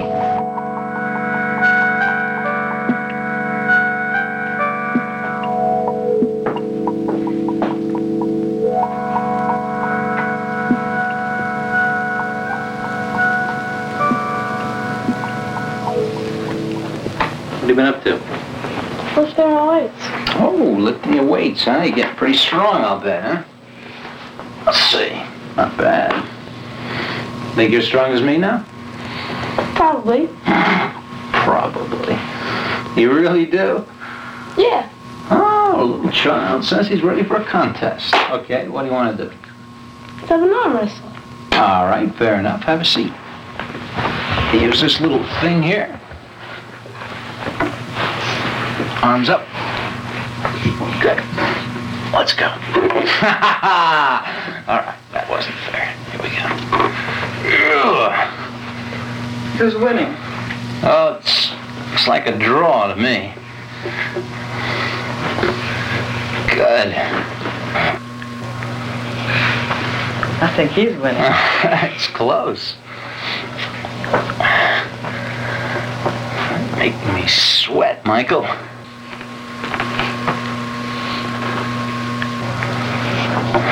Hey, Elise, how about giving me a hand out in the kitchen?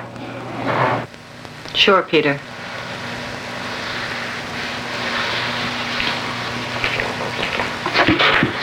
Oh, you beat me. Very good. Strange. Oh, what's strange about it? You've been getting stronger, right? No, the way she touched you. Oh, on my shoulder. Sometimes adults touch each other that way, that's all. It's just the way she touched you. What about it, Michael? She always used to do that to Roger. So softly.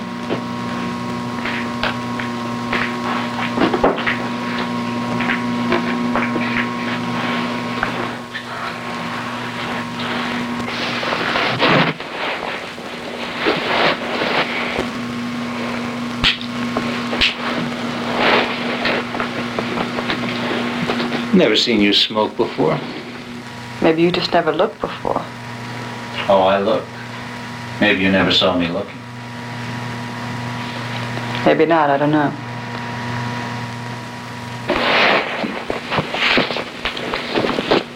Night. Hi, Michael.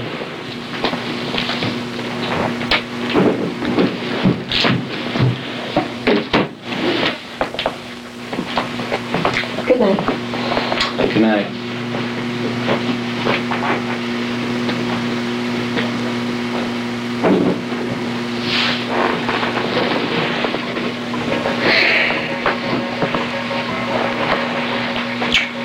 Well, here we are. It's about time. If not Zermatt. New York. New York. Tell the truth. Had you really ever seen me before? Oh, yes, you were quite intriguing. Were? Though I suppose you are intriguing. Suppose. Do you want me to say that I'm very much intrigued by you? If you are.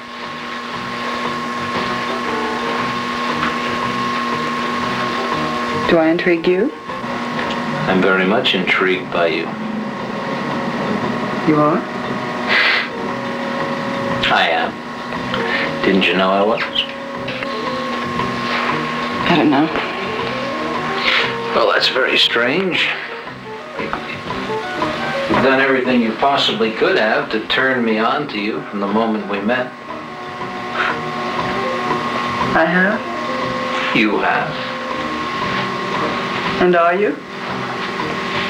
Turned on to you? Turned on to me. Yes.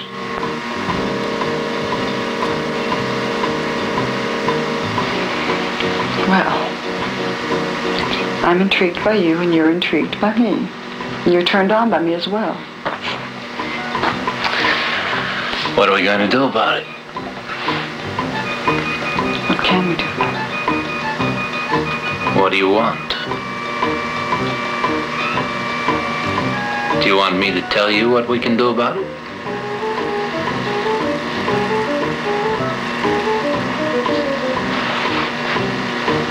All right, tell me what we'll do about it. For a start, we can go back to your apartment. Maybe we'll sit down and talk for a while. Or maybe we won't. Maybe I'll just come over to you and touch you.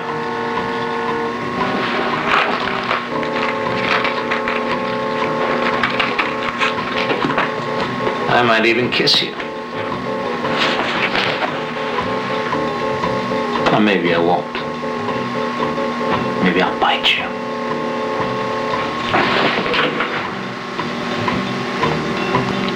Then maybe we'll kiss. Stop! What if I don't? What if I slap your foot?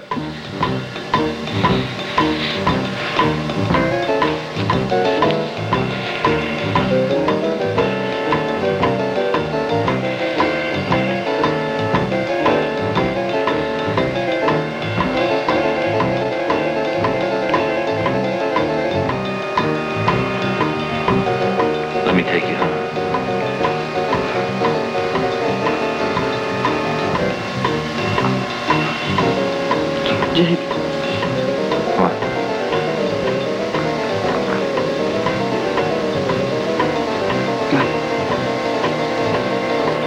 Let's go.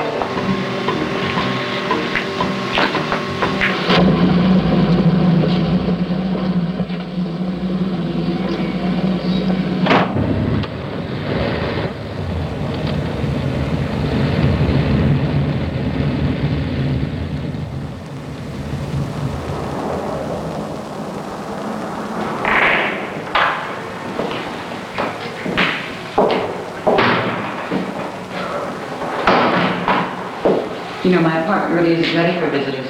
Well, I'm not visiting your apartment, I'm visiting you.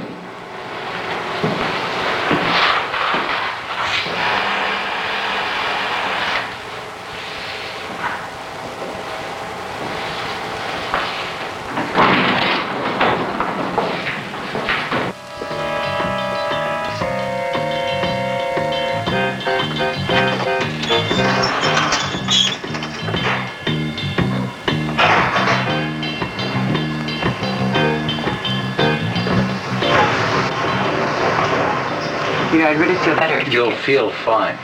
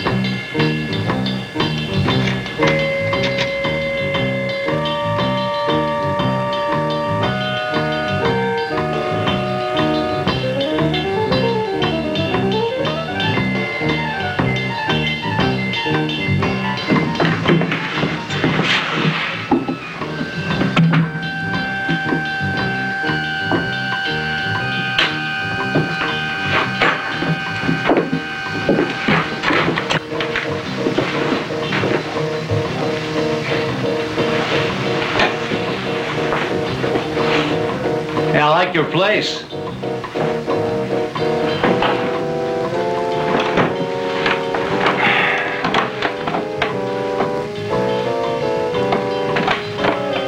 Why don't you take off your coat? I'm cold. It's not cold. Take it off.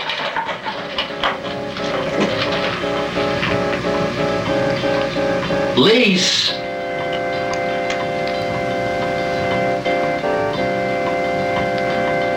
What do you want to do? Do you want to talk? No.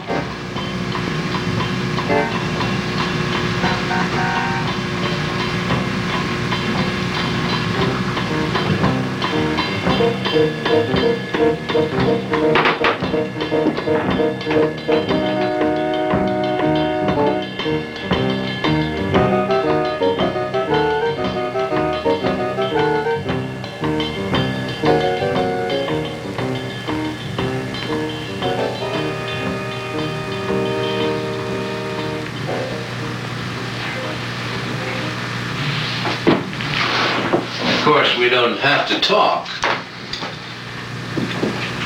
Jake, I want to tell you a story. Do you know of the Southern tribes? Well, it wasn't an uncommon practice among one certain tribe that the women were the hunters while the men were domesticated.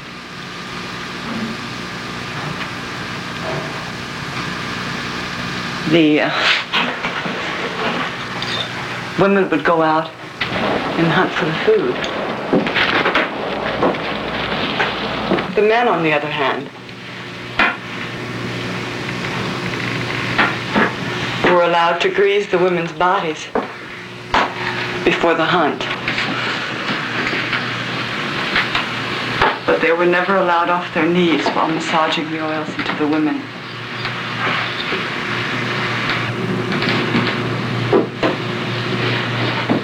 When a band of women found a prey, they would... Lisa, I don't want to hear any stories.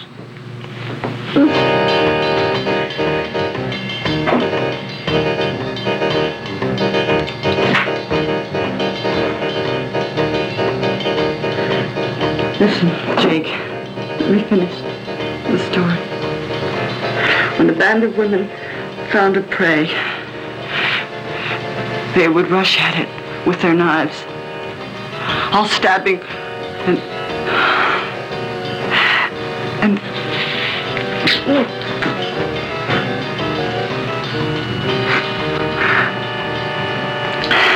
now the women, Jake. Listen to me. The women were the hunters, and the men would go. The men. Stop it, Jake. Come on. Stop it.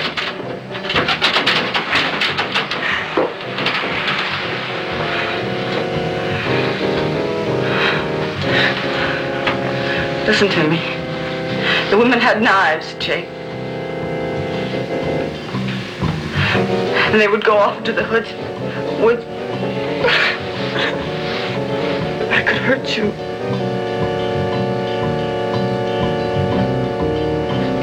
You wouldn't hurt me. Stop. The women, Jake. Don't you understand? The women were the hunters, and the men were domesticated. Jake, listen to me. Jake, the women were the hunters.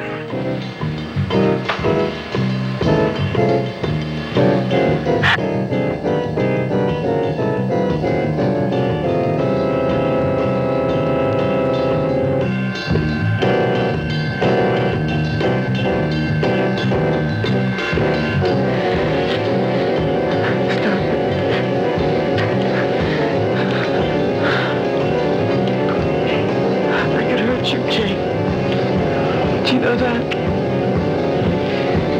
Listen to me.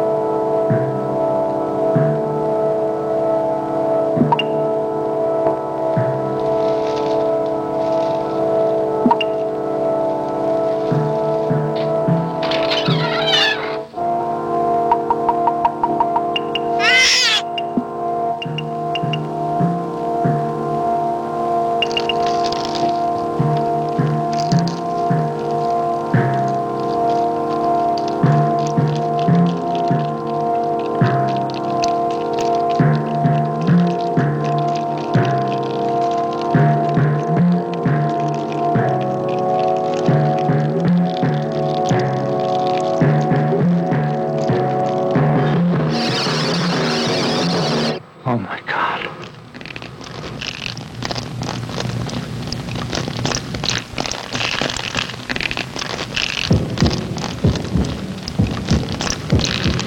Police, why?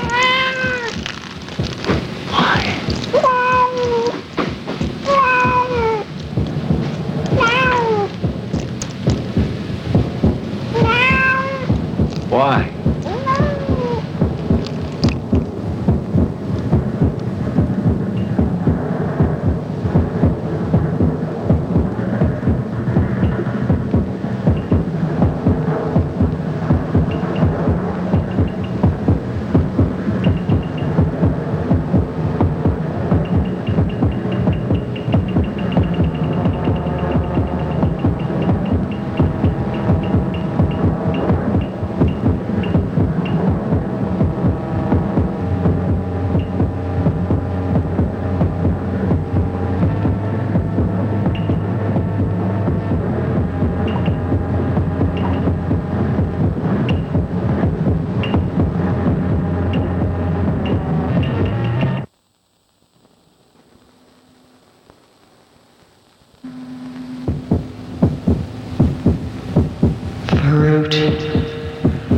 Peter Brute, now you'll suffer.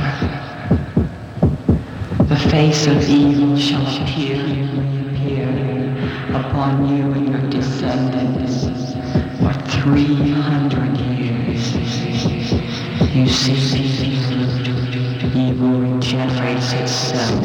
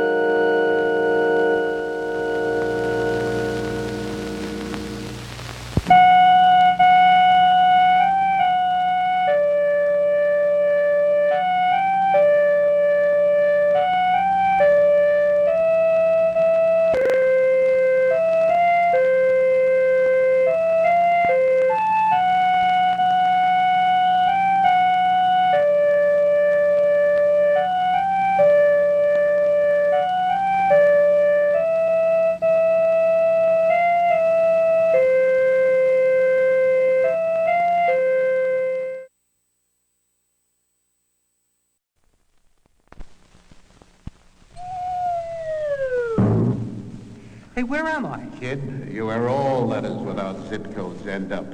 You mean the no-zip sorting bin? Yeah, kid, the bin. Oh, there's got to be some mistake. I was just going across town. He was just going across town. Yeah. Can you A imagine? letter going across town needs zip code as much as one going across the country. Local zip codes are important. He was just going across town. and they're right in your phone book.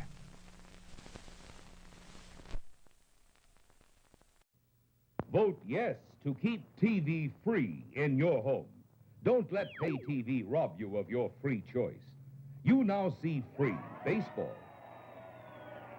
football, spectaculars, movies. These and many others come to you free. You will pay for these with pay TV. The public has a right to protect itself from pay TV. If you are a registered California voter, sign the petition near the snack bar. Keep television free in your home.